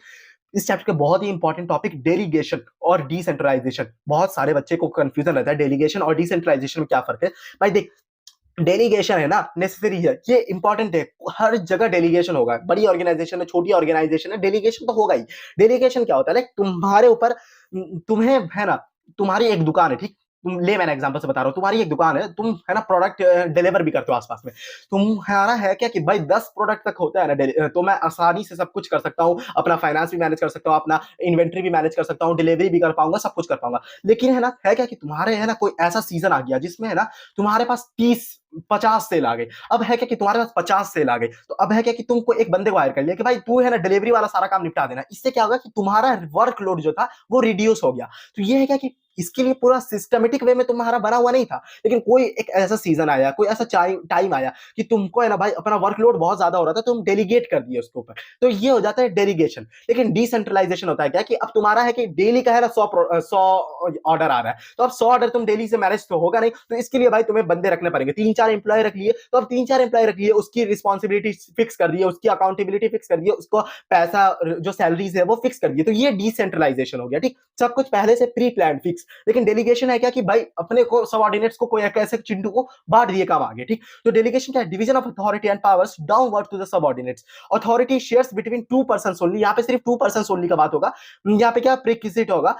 तो डेलीगेशन के 3 एलिमेंट होते हैं, बहुत ही इंपॉर्टेंट है। अथॉरिटी, अथॉरिटी लाइक काम करने के लिए जो तुम्हें पावर होती है, लाइक मैं बोलूंगा कि तुम्हें 50 किलोमीटर कोई चीज डिलीवर करके आनी है, तो मैं 50 किलोमीटर जाने के लिए उसे पावर दूं कि भाई कुछ ट्रैवल के लिए कार वार प्रोवाइड करूं कि वो भाई सफर कर सके उतना, तो अथॉरिटी, इसको पावर मिल गया। अब है क्या कि रिस्पॉन्सिबिलिटी, अब वो जो पावर मिला है इज ड्राइव फ्रॉम अथॉरिटी, उससे जो पावर दिया हूं वो यूं ही थोड़ी दिया हूं, वो पावर इसलिए दिया हूं कि वो जिम्मेदारी निभाए, तो रिस्पॉन्सिबिलिटी होता है। अब रिस्पॉन्सिबिलिटी अगर मैं दिया हूं तो अकाउंटेबिलिटी होगा, लेकिन accountability can never be delegated. Like अगर कंज्यूमर के घर में वो सामान नहीं पहुंचेगा तो कंज्यूमर मुझे कॉल करके बोलेगा, मेरे डिलीवरी बॉय को नहीं बोलेगा कि भाई तू क्यों नहीं, तो मैं बोलूंगा डिलीवरी बॉय कहीं पे गिरा दिया या फिर वो नहीं पहुंच पाया, मुझे बोलना पड़ेगा कि मैं क्या जवाब दूंगा, तो जवाबदेही तो डेलीगेट नहीं होगी, accountability can never be delegated. ठीक, but accountability is drive from responsibility, हमें जो जिम्मेदारी मिलती है उसी के तहत हमें सवाल हमारे ऊपर आ जाते हैं। ठीक, इंपॉर्टेंस ऑफ डेलीगेशन देखो, एनसीईआरटी में क्या था, इन्वॉल्वमेंट ऑफ सिर्फ 2 लेवल का इन्वॉल्वमेंट होता है, रिड्यूस वर्कलोड हो जाता है, यहाँ पे नैरो स्कोप होते हैं। लाइक तुम्हारे ऊपर अगर डेलीगेट कर रहे हो तो तुम्हारे से डायरेक्ट कनेक्टेड है वो बंदा। ठीक,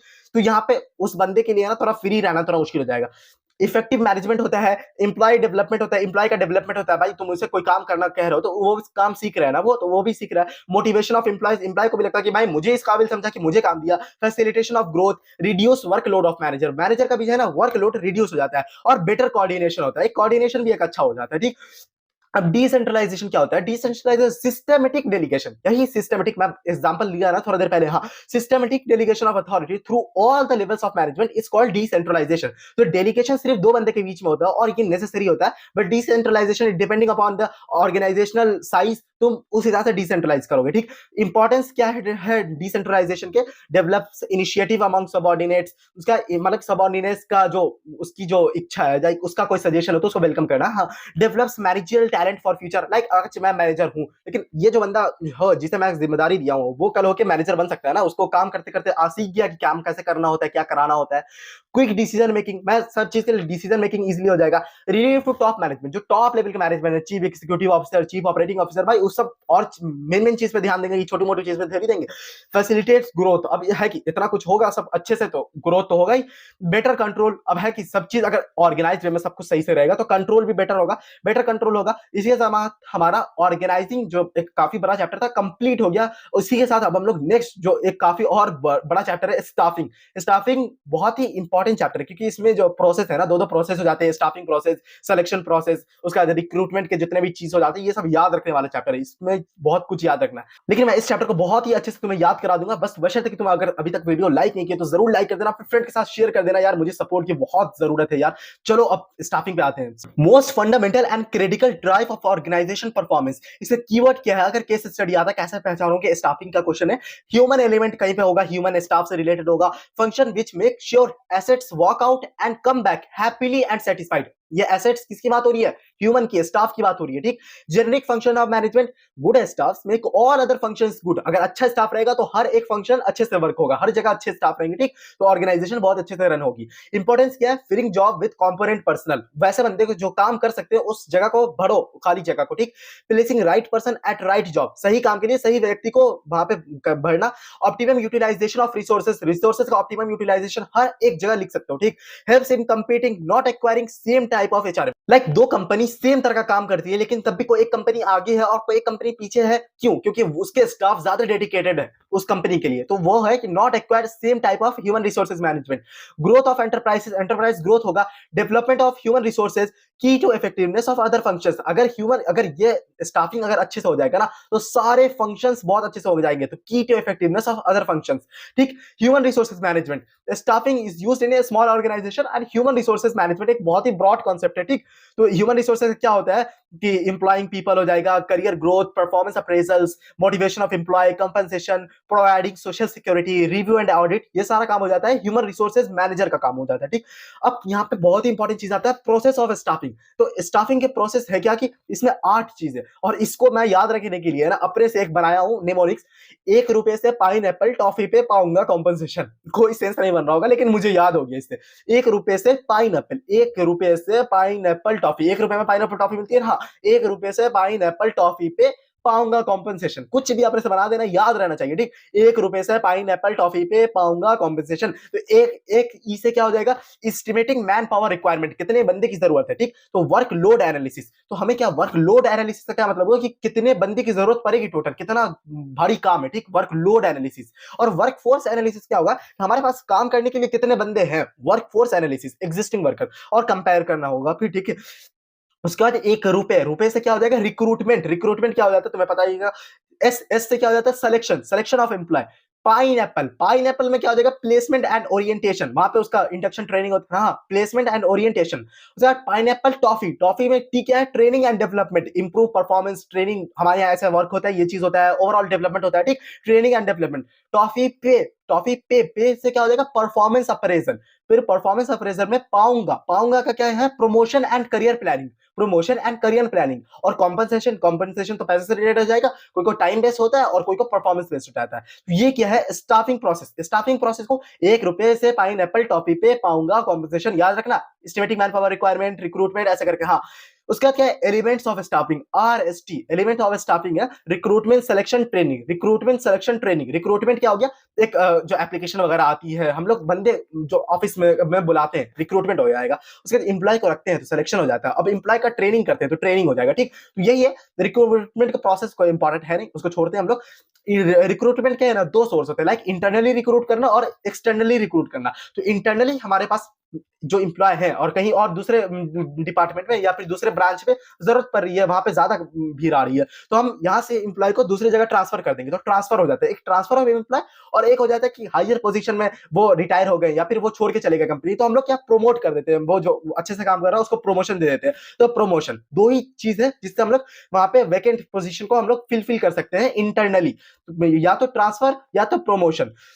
और एक्सटर्नल सोर्स करने का है ना, बहुत तरीका है। तो एक्सटर्नल सोर्स करने के लिए ना जितने भी तरीका है ना, मैं उसको भी एक निमोनिक्स के थ्रू याद रखा हूं, प्लेस कार्ड। प्लेस कार्ड होता है ना, कार्ड, पत्ते, पत्ते। हाँ, तो प्लेस, प्लेस कोई जगह होगी तो प्लेस कार्ड। तो प्लेस के पी से क्या हो जाएगा, placement agencies and management consultant. कुछ कुछ एजेंसीज होती है ना जो दलाल वाला, ऐसा ब्रोकर वाला वर्क ही करती है। ठीक, एल, एल से हो जाएगा लेबर कॉन्ट्रैक्टर्स। ठीक, हमें कोई बहुत ही ज्यादा वर्कर की जरूरत पड़ती है लेकिन उतना उनको पढ़े लिखे होना जरूरत नहीं है। ठीक, प्लेस में ए आता है, ए से क्या हो जाएगा, एडवर्टाइजिंग, लाइक बिल बोर्ड में दे दिया, पेपर में एडवर्टाइज कर दिया। हाँ, सी से कैजुअल कॉलर्स, जो हमारे पास ढेर सारी एप्लीकेशंस आई उसमें से जो हम लोग सेलेक्ट नहीं किए थे पहले, अब उसमें से जो हमारे पास है उसको कॉल करके बुलाते हैं, उनका कैजुअल कॉलर। एम्प्लॉयमेंट एक्सचेंज, ये गवर्नमेंट का चलाया हुआ एक प्रोग्राम होता है एम्प्लॉयमेंट एक्सचेंज का। ठीक, कैंपस रिक्रूटमेंट, जो कंपनी आती है और किसी कॉलेज में जाके बंदे को उठा के लेती है, कैंपस रिक्रूटमेंट। ठीक, उसके बाद क्या, एडवर्टाइजिंग ऑन टीवी, टीवी पे जो एडवर्टाइज होता है। आर से recommendation from present employee, recommendation, अगर कोई प्रेजेंट एम्प्लॉय रिकमेंड करता है, recommendation from present employee. Direct recruitment, like हमें कोई स्किल्स वर्कर की जरूरत नहीं पड़ती लेकिन हमें कोई चीज के लिए काम की जरूरत पड़ती है, फैक्ट्री में ज्यादा यूज होता है, इंडस्ट्री में, तो हम लोग फैक्ट्री के गेट पे है ना कोई पोस्टर लगा देते हैं कि हमने 10 लोग की जरूरत है, आए इंटरव्यू दे और चुपचाप काम करें, तो डायरेक्ट रिक्रूटमेंट। ठीक, वेब पब्लिशिंग, वेब पब्लिशिंग अभी के टाइम में बहुत पॉपुलर है, लाइक naukri.com, लिंक्डइन या फिर monster.com, there are lots of website जिसके थ्रू तुम वेब पब्लिशिंग के थ्रू जॉब को, हायरिंग को, ये प्रोसेस को कंप्लीट कर सकते हो, वेब पब्लिशिंग। ठीक, तो प्लेस कार्ड डब्ल्यू, ये याद रखना। ठीक, रिक्रूटमेंट का प्रोसेस होता है एक्सटर्नली रिक्रूटमेंट का। उसके बाद आता है बहुत ही इंपॉर्टेंट सिलेक्शन प्रोसेस, जितने भी प्रोसेस है ना बहुत इंपॉर्टेंट है, एक बार कमेंट में सारे प्रोसेस को लिख देना। सिलेक्शन प्रोसेस में इसको मैं याद करने का निमोनिक बनाया हूं।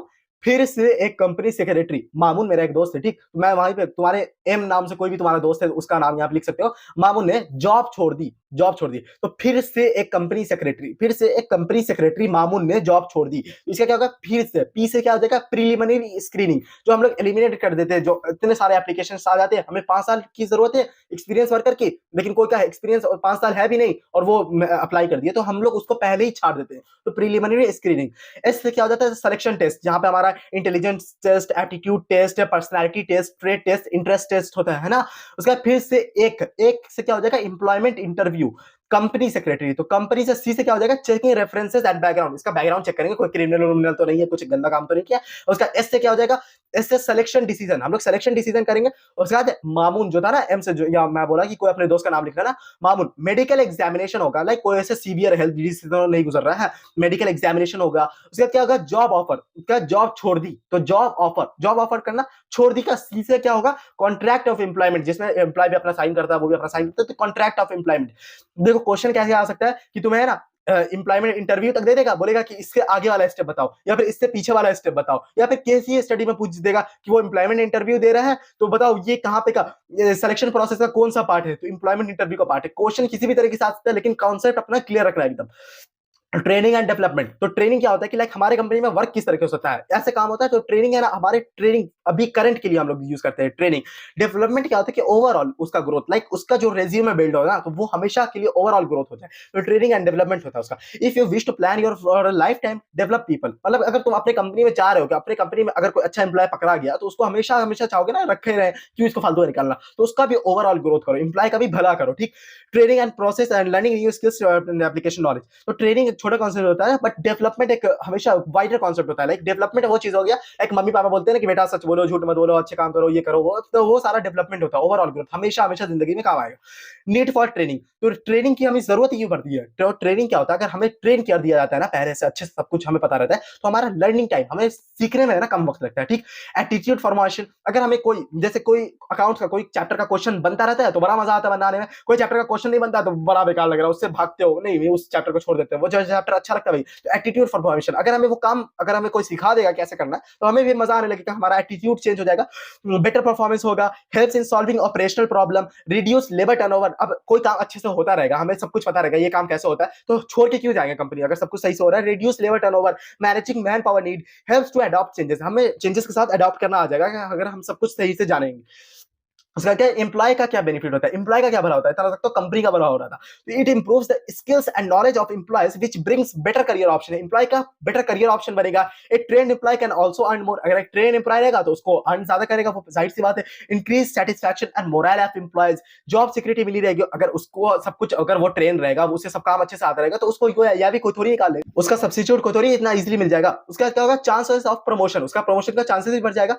उसका क्या होता है कि इस मेथड होता है कुछ जॉब कराने का, एक ऑन द जॉब मेथड होता है और ऑफ द जॉब मेथड होता है। ऑन द जॉब क्या होगा, लाइक अप्रेंटिसशिप, लाइक ये होता है क्या, एसी वर्कर हो गए, बड़ी जो तुम्हारे राजमिस्त्री हो गए, या फिर इलेक्ट्रीशियन हो गए, इस सब के लिए होता है अप्रेंटिसशिप। लाइक कोई एक काम करता है, वो पीछे सीखता है, फिर वो काम करता है, वो सीखता है, ऐसे अप्रेंटिसशिप होता है। इंटर्नशिप लाइक कॉर्पोरेट वर्क में सबसे ज्यादा होता है इंटर्नशिप, लाइक तुम एमबीए करके या फिर कोई भी एमबीए बीबीए बीसीए कुछ भी करके जाओगे तो इंटर्नशिप होगा कॉर्पोरेट में, उसके बाद ही तुम्हें कुछ एक्चुअल जॉब मिलेगी। इंटर्नशिप में ना स्टाइपेंड बहुत कम, स्टाइपेंड मिलते हैं जो सैलरी से बहुत कम होते हैं, तो इंटर्नशिप होता है। उसका induction and orientation training, like तुम कोई न्यू कंपनी ज्वाइन करते हो तो तुम्हें सबसे इंट्रोड्यूस कराया जाता है, सारे वर्क से इंट्रोड्यूस कराया जाता है, वर्क फोर्स से इंट्रोड्यूस कराया जाता है, और साथ ही साथ ये तुम्हारा ट्रेन होता रहता है। इंडक्शन एंड ओरिएंटेशन ट्रेनिंग ये हो गया।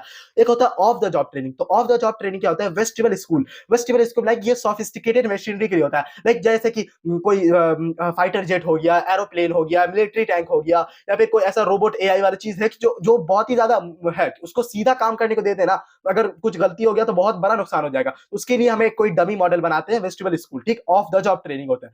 इसी के साथ हमारा ये जो हमारा चैप्टर 6 है स्टाफिंग, ये कंप्लीट हो गया। अब हम लोग आते हैं नेक्स्ट चैप्टर की तरफ। नेक्स्ट जो हमारा चैप्टर है चैप्टर 7 डायरेक्टिंग, तो डायरेक्टिंग भी एक बहुत ही बड़ा चैप्टर है, लेकिन इसको भी हम लोग फटाक से कर लेंगे। नेक्स्ट क्या है, डायरेक्टिंग। डायरेक्टिंग है telling people what to do, like उसे इंस्ट्रक्शन देना, गाइडेंस करना, उसको काउंसलिंग करना, उसको मोटिवेट करना, ये सारा कुछ आ जाता है डायरेक्शन में। तो डायरेक्टिंग में मतलब कि तो फीचर्स क्या है इसके, directing initiate actions, action taking चीज होता है डायरेक्टिंग में। डायरेक्टिंग इनिशिएट्स एक्शन, मतलब कि हम बोलते हैं कि भैया ये वो काम करो, उठा के रखो यहाँ पे, तो यहाँ पे इनिशिएट एक्शन, ठीक समझे।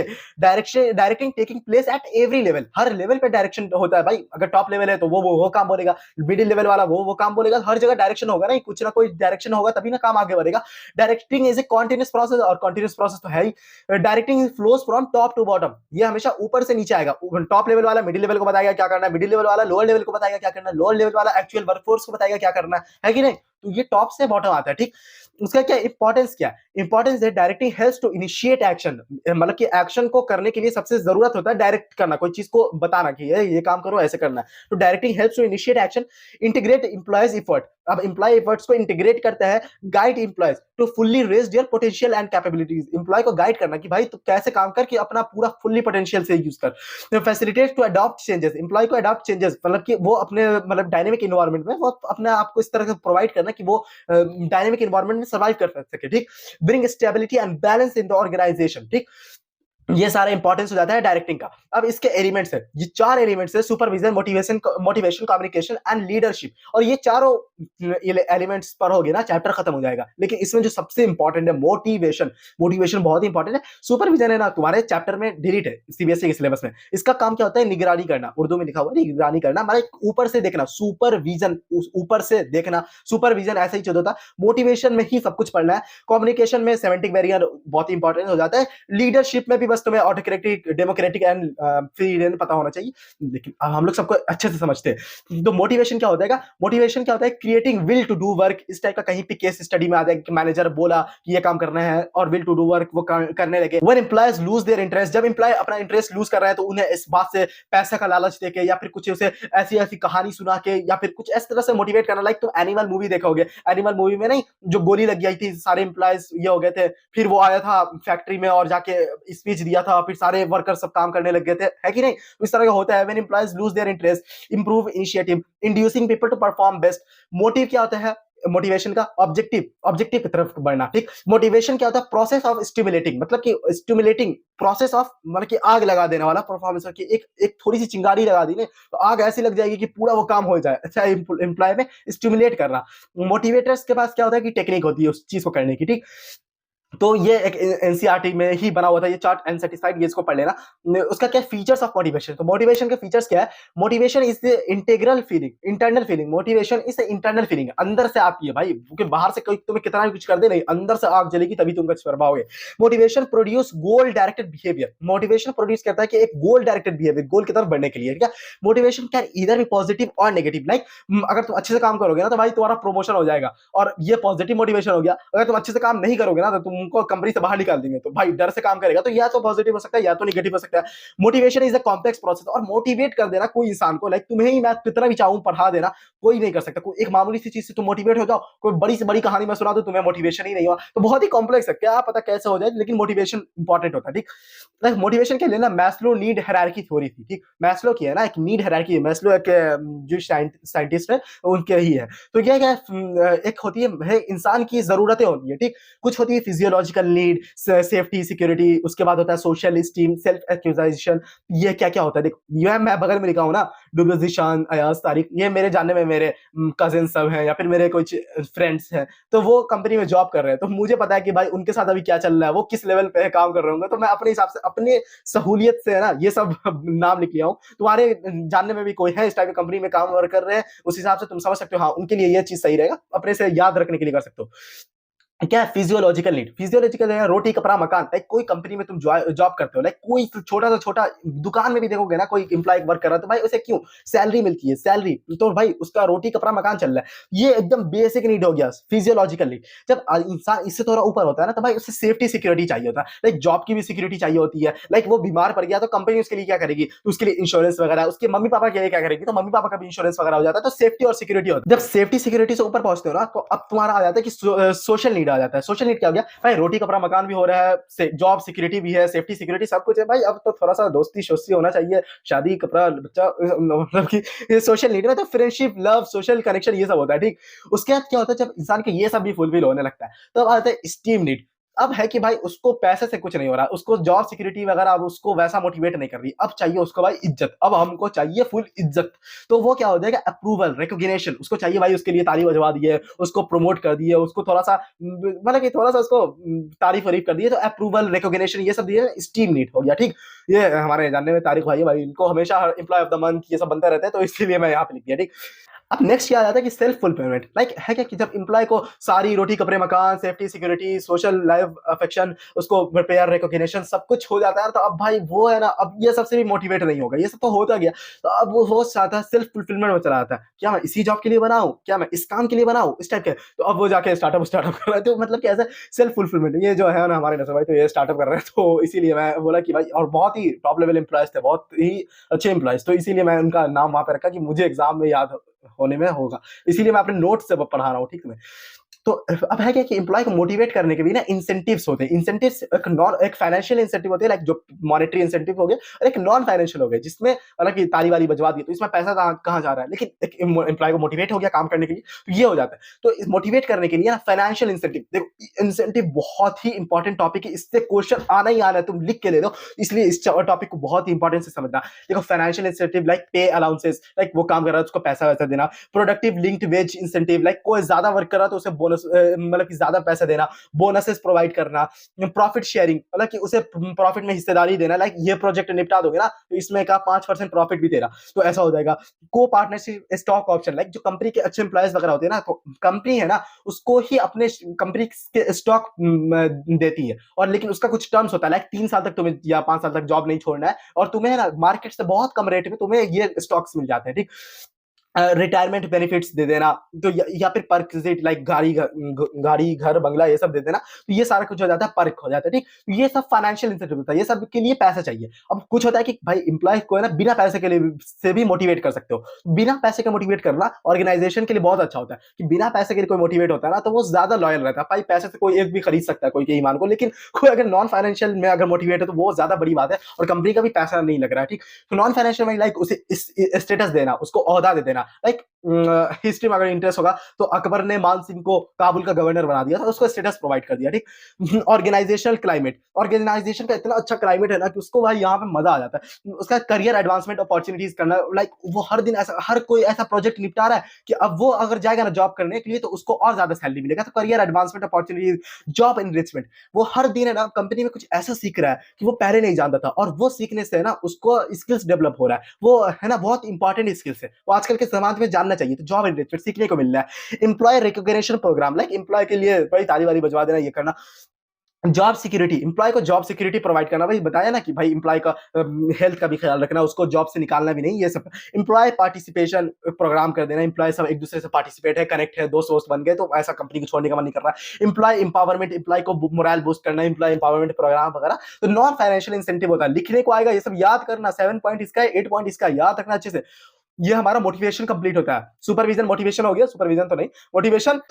तो अब आ जाता है लीडरशिप। हमारा सुपरविजन मोटिवेशन हो गया, अब हमारा बचा क्या है, लीडरशिप और कम्युनिकेशन। तो लीडरशिप क्या होता है, leadership influencing the behaviour of people, like leadership में ना कुछ खास इंपॉर्टेंट है नहीं, लेकिन इंपॉर्टेंट है autocratic, democratic and free rein. Autocratic का क्या मतलब हुआ, लाइक कोई एक बॉस है लेकिन बॉस के मर्जी के बिना कोई एक पत्ता नहीं हिल सकता, ऑटोक्रेटिक। लाइक तुम थोड़ा सा हिटलर या फिर ये किम जोंग उन इस टाइप का दिमाग में लाओगे तो ऑटोक्रेटिक तुम्हें समझ में आ जाएगा। ये होता है कि कंपनी में कोई इतना स्किल्स वर्कर नहीं है, तो भाई इसके लिए ऑटोक्रेटिक बेस्ट रहता है, कि उस सबको अपने से कुछ दिमाग लगाने को बोलूंगा वो काम बर्बाद कर देगा, इसलिए ऑटोक्रेटिक।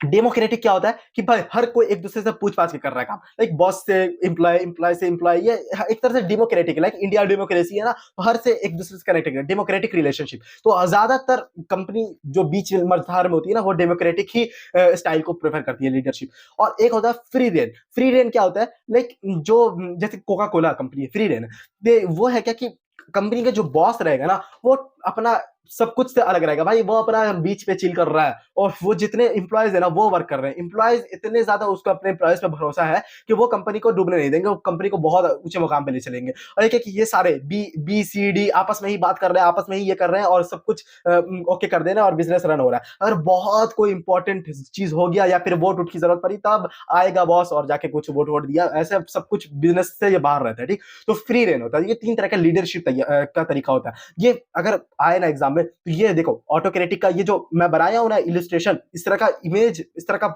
कलाकारी करके आ रहा है कॉपी में, डेमोक्रेटिक, फ्री रेन, इस टाइप का।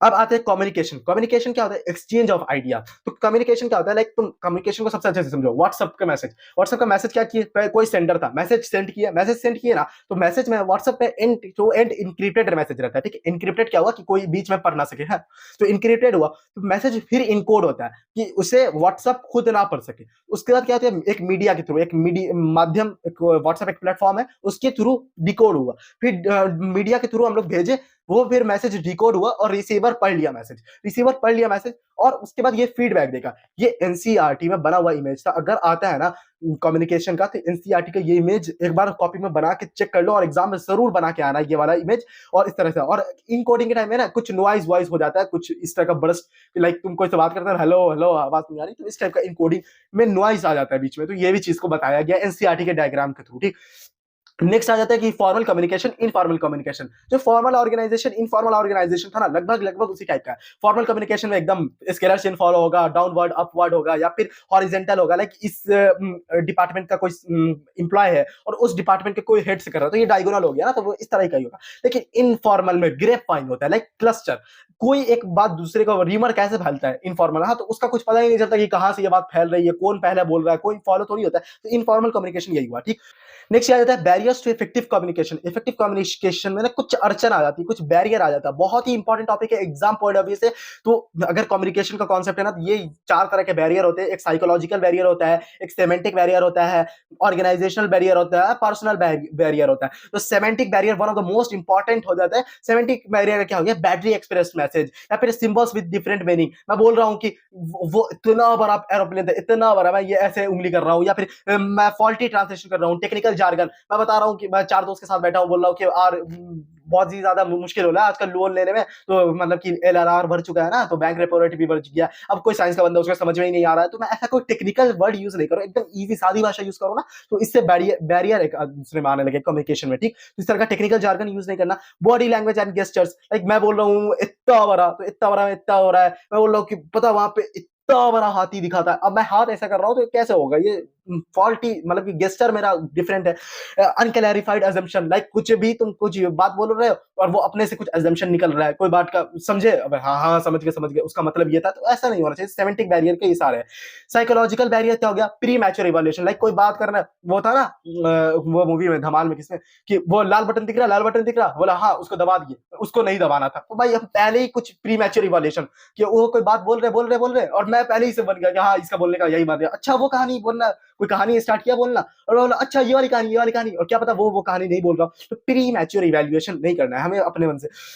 लैक ऑफ अटेंशन, अब है कि क्या कि अब हम अटेंशन नहीं दे रहे, तो ये साइकोलॉजिकल बैरियर में हो जाता है। Loss of transmission and poor retention, distrust, like तुम मेरे पे भरोसा ही नहीं कर रहे हो, तो तुम मेरी बात को सही से सुनोगे भी नहीं, तुम्हें मेरी बात पे भरोसा ही नहीं है, तो तुम मेरी बात को समझने की कोशिश भी नहीं करोगे, तो डिस्ट्रस्ट हो जाएगा। ठीक, ऑर्गेनाइजेशनल बैरियर, अब ऑर्गेनाइजेशन का भी कुछ ऐसा निजाम बना रहता है कि उसमें भी बैरियर हो जाते हैं। ऑर्गेनाइजेशन की कुछ पॉलिसी इतनी स्ट्रिक्ट है कि उसमें बैरियर हो जा रहे हैं। रूल्स एंड रेगुलेशन है। स्टेटस डिफरेंस, लाइक कोई बहुत ही टॉप लेवल का मैनेजर है, कोई लेकिन इंपॉर्टेंट है छोटे लेवल से पूछना, लेकिन उसको है मैं पूछूं वो पूछने आए, तो ऐसा होगा कि स्टेटस डिफरेंस हो जाएगा।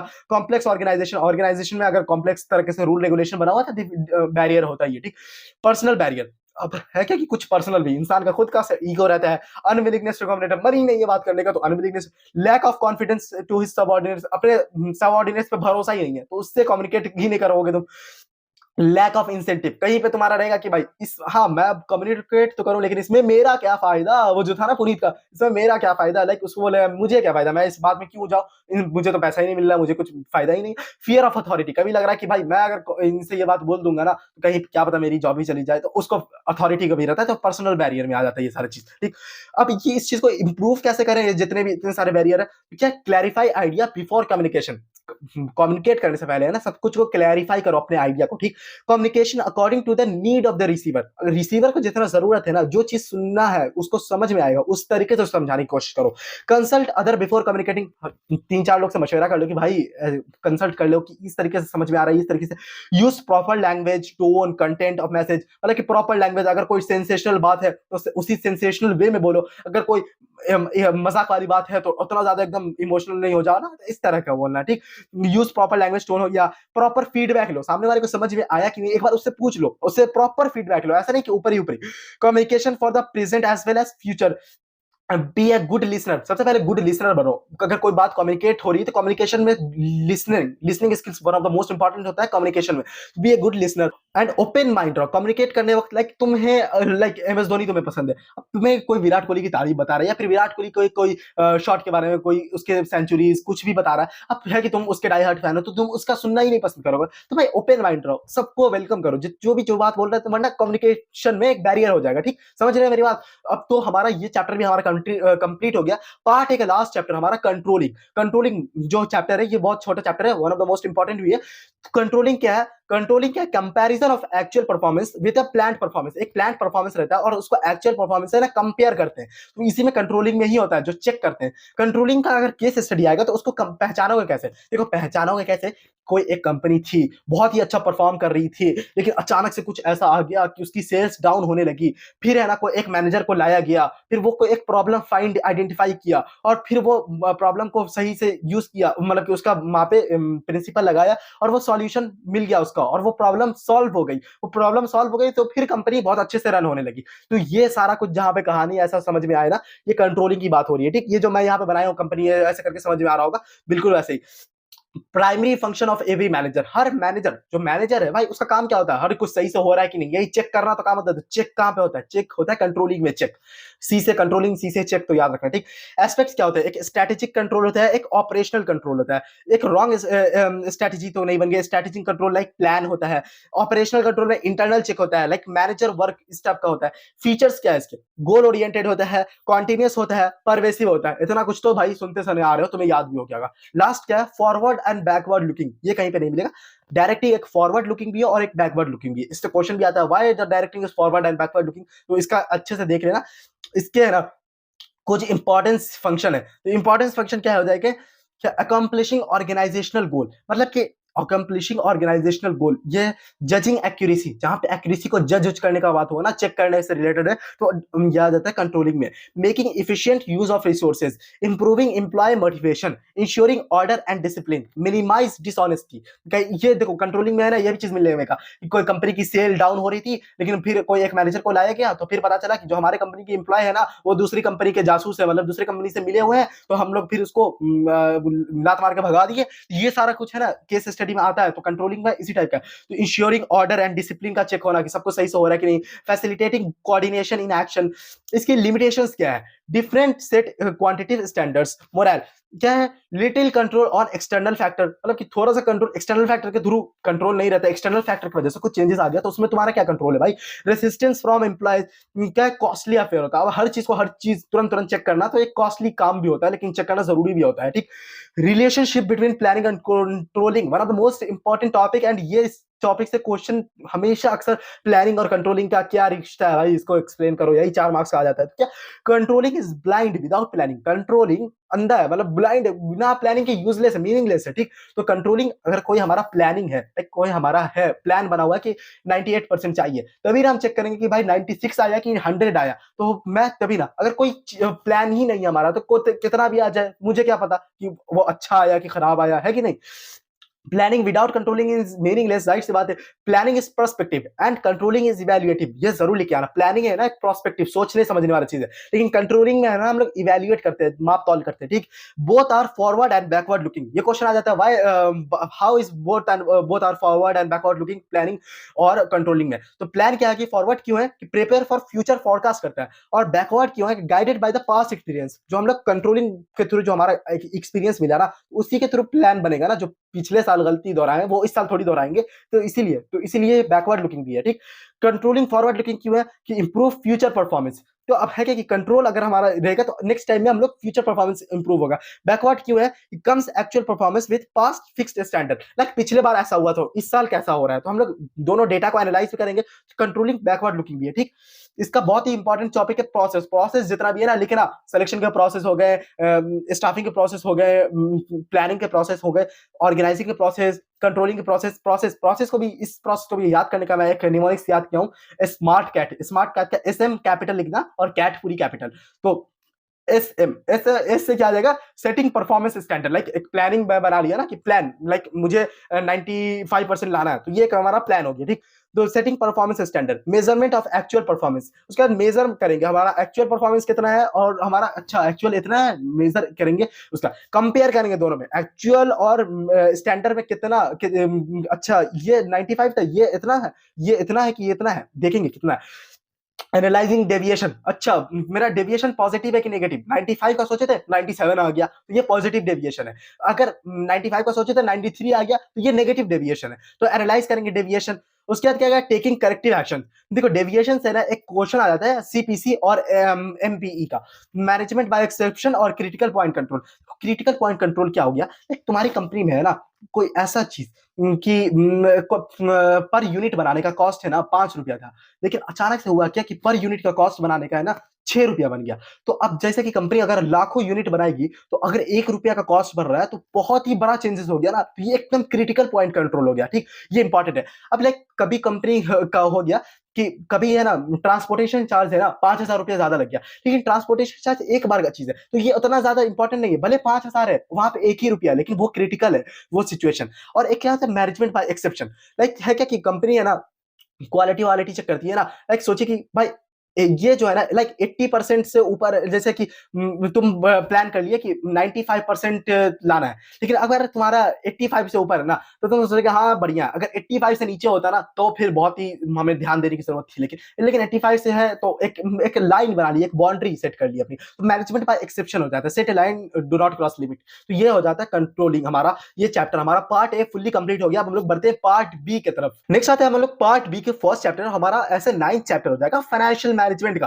देखो कहीं पे भी केस स्टडी में like financial blueprint of organization इस टाइप का वर्ड होगा तो वो वहां पे बात क्या कर रहा है, फाइनेंशियल मैनेजमेंट की बात कर रहा है। इसमें हमारा काम क्या होता है, efficient acquisition of finance, like efficient हर जगह हम लोग कम से कम खर्च में वो काम को निपटाने की कोशिश करें, फाइनेंस का मैनेज करना, ठीक। Last payment of equity share holder, like जो तुम्हारी कंपनी में शेयर होल्डर होते हैं ना, जो बॉस होते हैं, मालिक होते हैं कंपनी के, उनको पैसा है ना, उनको प्रॉफिट जो डिविडेंड होता है वो सबसे लास्ट में मिलता है, सारा खर्चा कटने के बाद उनको फिर मुनाफा मिलता है, ठीक। तो अगर हम लोग शेयर होल्डर के वेल्थ को इंक्रीज कर रहे हैं ना, मतलब हमारा सारा कुछ स्मूथली वर्क हो रहा है। तो हमारा फाइनेंशियल मैनेजमेंट का मेन जो उद्देश्य होता है, जो मकसद होता है, वो शेयर होल्डर के फंड को रेज करना होता है, वेल्थ को इंक्रीज करना होता है, ठीक।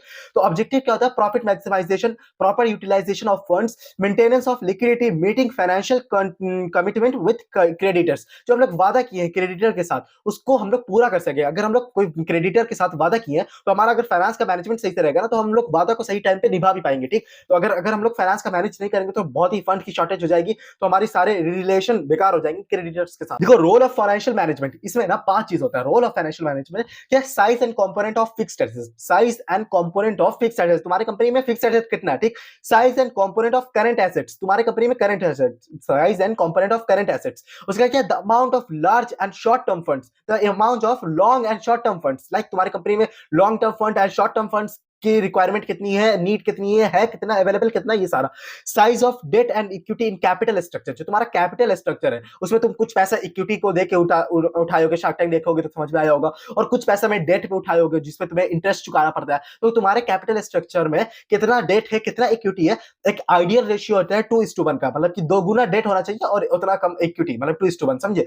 तो size and debt equity in capital structure और all items in PNL account. Class 11th में बनाते हैं ना profit and loss account PNL account पे, जितना भी कुछ आता है पीएनएल अकाउंट में वो सारा कुछ रोल ऑफ फाइनेंशियल मैनेजमेंट यही होता है। ये पूरा कुछ हो जाएगा ना तो कंपनी का फाइनेंस पूरा यही है, 5 चीज में जुड़ा हुआ। Size and component of fixed asset, size and component of composition of current assets, उसका the amount of large and short term funds, size of debt and equity in capital structure और all items in PNL account, ठीक। तो role of financial management हो जाता है। Financial decision में ना 3 चीज आता है, क्या क्या आता है, इन्वेस्टमेंट डिसीजन जो हमारा फिक्स्ड एसेट से रिलेटेड होता है और करंट एसेट दोनों से रिलेटेड होता है, फाइनेंसिंग डिसीजन और डिविडेंड डिसीजन। तो investment decision, financing decision and dividend decision, तो इसके फैक्टर्स है ना जितने भी है बहुत ही इंपॉर्टेंट है। देखो फाइनेंसिंग, इन्वेस्टमेंट या फिर डिविडेंड में से कोई ना कोई एक क्वेश्चन आना पक्का इस टॉपिक में से, तो लिख के रख लो इसको, थोड़ा अच्छे से फैक्टर्स को याद रखना पड़ेगा, याद करना पड़ेगा। तो फर्स्ट आता है इन्वेस्टमेंट डिसीजन, लाइक उसको कैपिटल बजटिंग डिसीजन बोलते हैं। अब इन्वेस्टमेंट डिसीजन क्या हुआ, फर्स्ट है cash flow of the project, cash flow, company का कैश फ्लो कैसा है, पॉजिटिव में, नेगेटिव में, कितना है। कैश फ्लो है ना, हर जगह अभी आता है, फाइनेंसिंग में भी आता है, डिविडेंड में भी आता है और कैपिटल स्ट्रक्चर में भी आता है। तो कैश फ्लो प्रोजेक्ट कैसा है कंपनी का, आरओआई, रिटर्न ऑन इन्वेस्टमेंट कितना मिलेगा। लाइक हम कोई एक शॉप रेंट पे दे रहे हैं, तो शॉप को बनाने में मेरा कितना खर्चा आ रहा है और उसमें इन्वेस्टमेंट कितना आ रहा है, तो आरओआई। इन्वेस्टमेंट क्राइटेरिया, लाइक हम इन्वेस्ट कर रहे हैं, लाइक कोई मैं एक घोड़ा खरीद ले रहा हूँ, घोड़ा तो मेरे काम क्या है, लेकिन घोड़ा का जो मेंटेनेंस है भाई, वो ही मेरे से हो नहीं पा रहा कि इतना ज्यादा बड़ा। कोई अगर तुम अरेबियन या फिर इराकी घोड़ा कुछ खरीद लोगे तो भाई उसका तुम्हारा दिन का खर्चा निकल जाएगा 25-25-30 हजार रुपया। तो इन्वेस्टमेंट क्राइटेरिया हो जाएगा, रिस्क इन्वॉल्व, उसमें रिस्क कितना इन्वॉल्व है, तो ये सब हम लोग क्या करते हैं इन्वेस्टमेंट डिसीजन में ये सब सोचते हैं। ठीक, 4 चीज होता है। Financing decision, financing decision related to क्या होता है कि issue of share, debt and equity कितना है तुम्हारे कैपिटल स्ट्रक्चर में। कैपिटल स्ट्रक्चर और फाइनेंसिंग डिसीजन है ना लगभग मिलता जुलता है। ठीक, बहुत सारा फैक्टर है ना उसका उसमें मिलेगा। ठीक, कैपिटल स्ट्रक्चर में। फाइनेंसिंग डिसीजन में क्या होता है, कॉस्ट कितना लग रहा है, रिस्क कितना है, फ्लोटेशन कॉस्ट, उसका जो जो हम मतलब कि डेट इशू कर रहे हैं या फिर इक्विटी इशू कर रहे हैं तो उसका खर्चा कितना आ रहा है, कैश फ्लो पोजीशन कैसी है, फिक्स्ड ऑपरेटिंग कॉस्ट, अगर फिक्स्ड ऑपरेटिंग कॉस्ट ज्यादा है तो हम लोग इक्विटी इशू करेंगे भाई, एक और खर्चा इंटरेस्ट हमें चुकाना पड़ जाएगा, तो एक और खर्चा हम लोग नहीं ना चाहेंगे जुड़ जाए। कंट्रोल कंसिडरेशन, अगर हम चाहेंगे कि बिजनेस में मेरा ही सिर्फ कंट्रोल रहे तो मैं डेट करूंगा, लेकिन अगर मैं चाहूंगा कि बिजनेस में कोई का भी कंट्रोल रहे, पैसा आना चाहिए, इक्विटी, मैं इक्विटी करूंगा। कि इक्विटी में क्या कि तुम्हारा कंट्रोल खत्म होने लगता है बिजनेस में, क्योंकि वो भी बिजनेस पार्टनर बन गया ना। स्टेट ऑफ कैपिटल मार्केट, अगर स्टेट ऑफ कैपिटल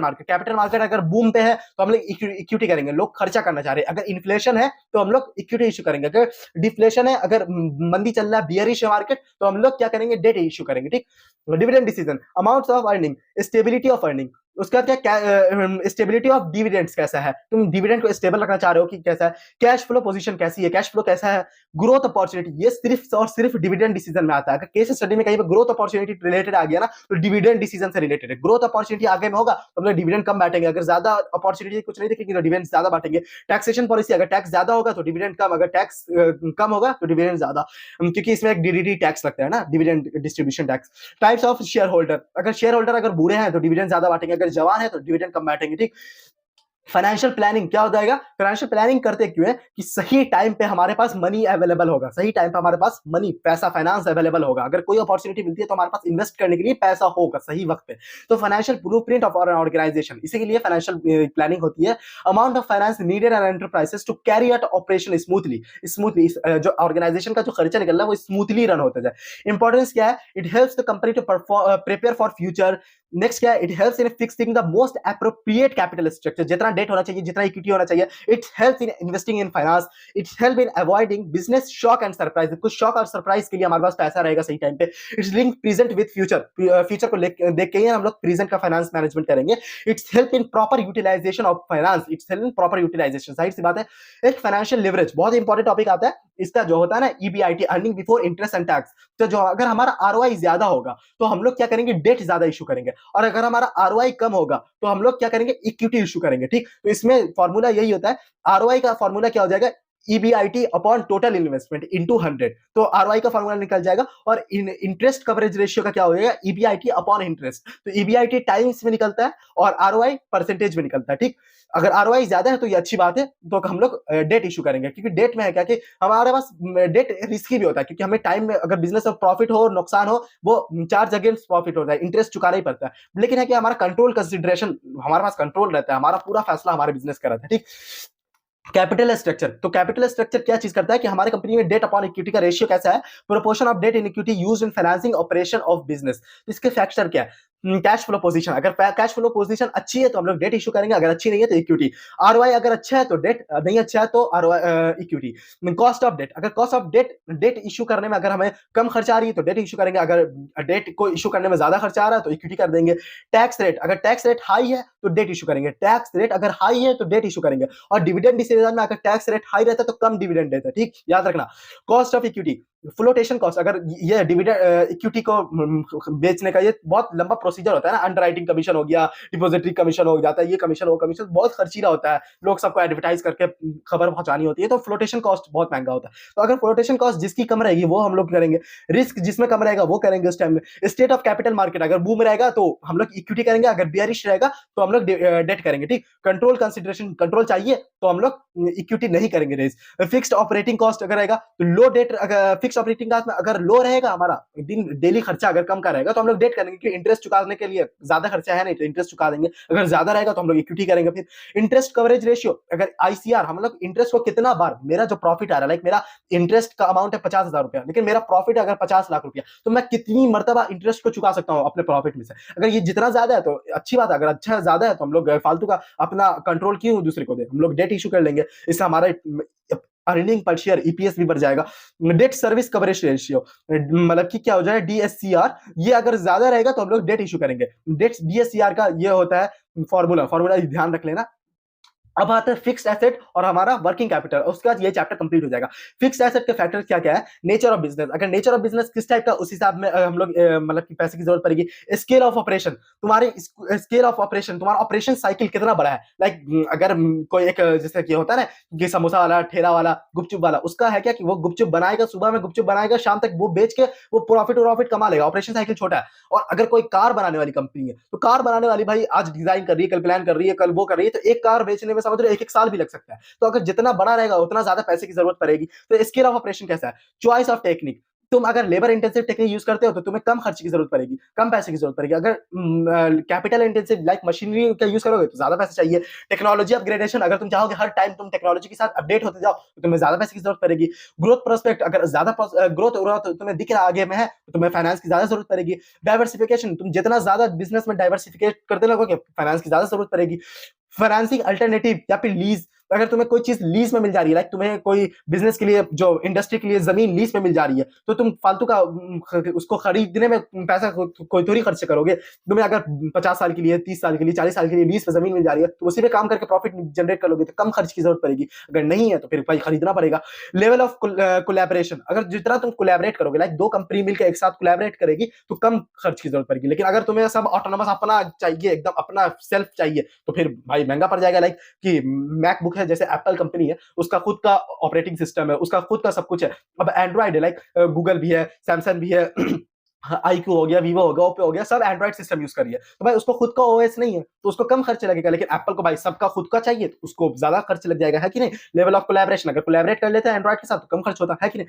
तो working capital, excess current assets over current liabilities, like how, जो वर्किंग कैपिटल का अकाउंटेंसी में भी है ना, वर्किंग कैपिटल का तुम्हारा आता है ना कि current asset upon current liability जितना ज्यादा है, तो ये क्या है फैक्टर्स, ये क्या है, लेंथ ऑफ ऑपरेटिंग साइकिल्स। भाई ऑपरेटिंग साइकिल्स जितना बड़ा रहेगा उतना तुम्हें वर्किंग कैपिटल की जरूरत पड़ेगी। अगर ऑपरेटिंग साइकिल छोटा है तो तुम्हें लेस वर्किंग कैपिटल की जरूरत है। नेचर ऑफ बिजनेस, अगर रिटेल बिजनेस है तुम्हें कम खर्च की जरूरत पड़ेगी। अगर होलसेल है तो तुम सारा चीज को होलसेल में करके रखोगे तो बल्क अमाउंट मनी की जरूरत पड़ेगी, तो ज्यादा पैसे की जरूरत पड़ेगी।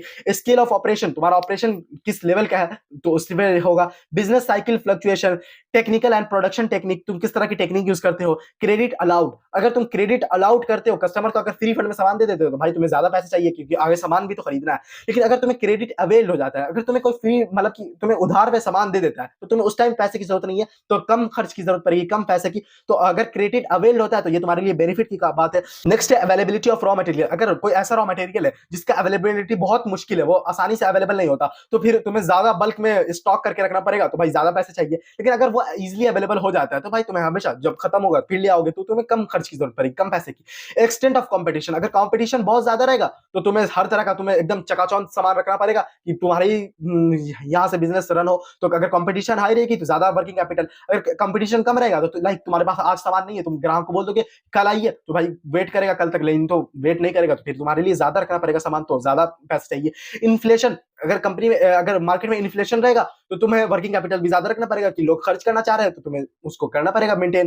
तो यही चीज होता है, ये सारे फैक्टर्स होते हैं। ये फैक्टर्स थोड़ा सा बोरिंग हो जाता है चैप्टर, लेकिन थोड़ा सा ध्यान लगाओगे, एक पेज में सबको रख दिया हूं, तो इसको अगर तुम्हें याद करना हो ना, एक बार देख लोगे एक एक नजर, तो तुम्हें इंशाल्लाह ये बहुत ही इजीली हो जाएगा। ठीक, इसके साथ नेक्स्ट चैप्टर है फाइनेंशियल मार्केट, जो हमारा 10th चैप्टर है। ये क्या है, ये तुम्हारा स्टॉक मार्केट से रिलेटेड सेबी वाला चैप्टर है ना। हाँ, तो इसका क्या है, लाइक तुम्हारे पास सेविंग है, हर कोई के पास सेविंग रहता है, लाइक तुम्हारे पास 10 लाख रुपए की सेविंग है और कोई बिजनेसमैन है, उसको चाहिए भाई, उसको कोई नया बिजनेस, कोई नया प्रोजेक्ट में इन्वेस्ट करना है, तो उसको पैसे चाहिए। तो भाई उस बिजनेस, तुम्हारे पास सेविंग है, फालतू पड़ा हुआ है बैंक में, अगर उस पैसे को उसको दे दोगे तो भाई इकोनॉमी में भी बूस्ट होगा, तुमको भी ज्यादा प्रॉफिट मिलेगा और ज्यादा अच्छा रहेगा। तो यही तो फाइनेंशियल मार्केट है ना, बीच का है ना, ब्रोकर बनता है, दलाल बनता है, जिसके पास सेविंग मनी है और जिसे बिजनेस करना है, उस दोनों के बीच में उसका पैसा इधर पहुंचा देता है। ठीक, तो reduce the cost of transaction, हमारा क्या, mobilising of saving and channelising the most productive, हमारा मतलब कि मोस्ट प्रोडक्टिव जगह पे हमारा पैसा लग जाता है। Facilitate pricing discovery, provide liquidity and financial asset और जो फाइनेंशियल मार्केट जो होता है ना, बहुत ही ज्यादा लिक्विडिटी होता है। लाइक तुम जमीन को, ज्वेलरी को, गोल्ड को इतना इजिली तुरंत कैश में कन्वर्ट नहीं कर सकते हो, लेकिन फाइनेंशियल लाइक जो स्टॉक मार्केट के है ना, तो एकदम इजिली चुटकी में तुम्हारे पास पैसा बैंक अकाउंट में क्रेडिट हो जाएगा। तो बेचना खरीदना बहुत ही आसान है, ठीक, हाईली लिक्विड होता है। तो इसमें दो तरह का होता है, एक मनी मार्केट होता है और एक कैपिटल मार्केट होता है। तो मनी मार्केट क्या होता है? मार्केट फॉर शॉर्ट टर्म, अगर हमें वर्किंग कैपिटल वगैरह के लिए पैसे की रिक्वायरमेंट है तो मनी मार्केट की तरफ जाएंगे, ठीक। Market for working capital instrument क्या होता है? इंस्ट्रूमेंट हो जाएगा like treasury bill, call money, commercial bill, ये सारा हो जाता है हमारा इंस्ट्रूमेंट हो जाता है मनी मार्केट के। ये क्या होता है? हाईली लिक्विड होता है, मतलब कि कैपिटल मार्केट भी लिक्विड होता है, लेकिन ये उससे भी ज्यादा लिक्विड होता है, लेस रिस्की होता है। यहाँ पे लेस रिस्की होता है और ये एक अनसिक्योर्ड होता है, लाइक इसको कोई रेगुलेटरी फंक्शन ऐसा रेगुलेट नहीं करता रहता है, ठीक। अनसिक्योर्ड होता है, नो फिक्स ज्योग्राफिकल लोकेशन, इसकी ना कोई फिक्स ज्योग्राफिकल लोकेशन होती है, ना कोई फिक्स टाइम होता है इस टाइप का, लेस रिटर्न मिलता है। और यहाँ पे अगर रिस्क कम है तो यहाँ पे मुनाफा भी कम होगा, ठीक। High risk high profit, low risk low profit, जाहिर सी बात, ये तो उसूल है। नेक्स्ट क्या? Capital market. कैपिटल मार्केट क्या है? मार्केट फॉर लॉन्ग टर्म, ये था शॉर्ट टर्म के लिए, ये है लॉन्ग टर्म के लिए।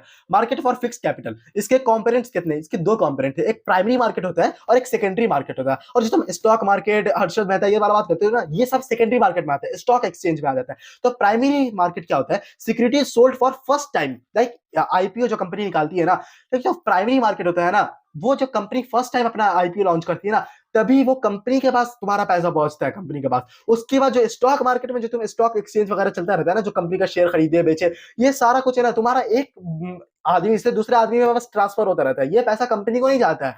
असल पैसा कंपनी को जो फर्स्ट टाइम करती है ना प्राइमरी मार्केट में, वो जाता है कंपनी के पास, ठीक। और हम लोग कहाँ पे करते हैं? सेकेंडरी मार्केट में, जो सेल परचेज करते हैं ना, प्रीवियसली इशूड शेयर, जो हमारा प्रीवियसली कंपनी इशूड कर चुकी है। अब लाइक कोई मोहन नाम का बंदा, उसे बेचना है तो सोहन नाम का बंदा खरीद लिया, तो ये इधर से इधर ट्रांसफर हुआ, इसको कंपनी के पास ये पैसा नहीं गया, ठीक। इसका जो डिविडेंड वगैरह रहता है ना, वो कंपनी को प्रॉफिट होता है, ठीक। ये फालतू बात है। Features of capital market. Features of capital market क्या है? Link between saver and investment opportunity, like हाँ, सेवर और इन्वेस्टर को, दोनों को मिला देता है। Deal in long term investment, deal in long term investment, use in intermediaries, मतलब कि वर्किंग ऑर्गन, एक बीच का इंटरमीडियरीज होता है, ठीक। Determination of capital formation, government rule and regulations होता है इसमें। फीचर्स ऑफ कैपिटल मार्केट में गवर्नमेंट रूल रेगुलेट करता रहता है, तो ऐसे तुम्हारा पैसा डूबने का सेफ सिक्योर्ड रहता है, ठीक। तो देखो यहाँ पे प्राइमरी मार्केट को समझाने के लिए, लाइक बंदा कोई फर्स्ट टाइम अगर कोई कंपनी से शेयर लेता है, तो वो डायरेक्ट पेमेंट जाता है कंपनी के पास, और कंपनी इशू करती है शेयर बंदा को। अब यही शेयर जब कोई दूसरे अगर ये इसी बंदे को अगर कोई अपना शेयर बेचना है पैसे की जरूरत पड़ गई, तो ये जो शेयर बेचेगा, तो ये दूसरे बंदे को बेचेगा और ये दूसरा बंदा पेमेंट करेगा, तो ये सेकेंडरी मार्केट हो गया, और ऊपर वाला प्राइमरी मार्केट हो गया। इस तरह का पिक्चर है ना, एग्जाम में भी बना के आना, बहुत ही इंपैक्टफुल बनेगा, ठीक। तो सेकेंडरी मार्केट क्या होता है? Previously liquidity and marketability to existing securities.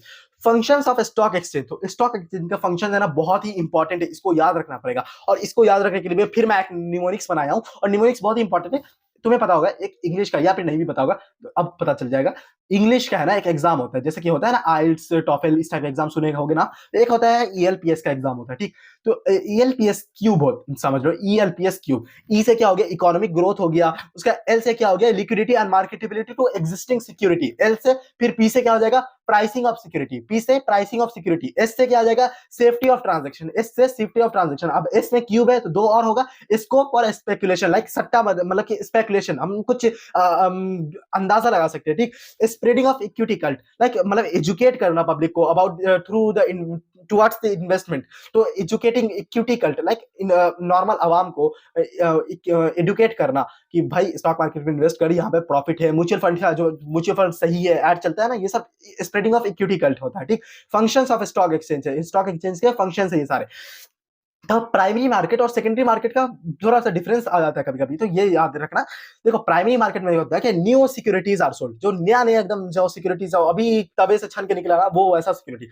और यहाँ पे क्या होता है? Second hand securities are sold होता है, एक दूसरे में ट्रांसफर होता है।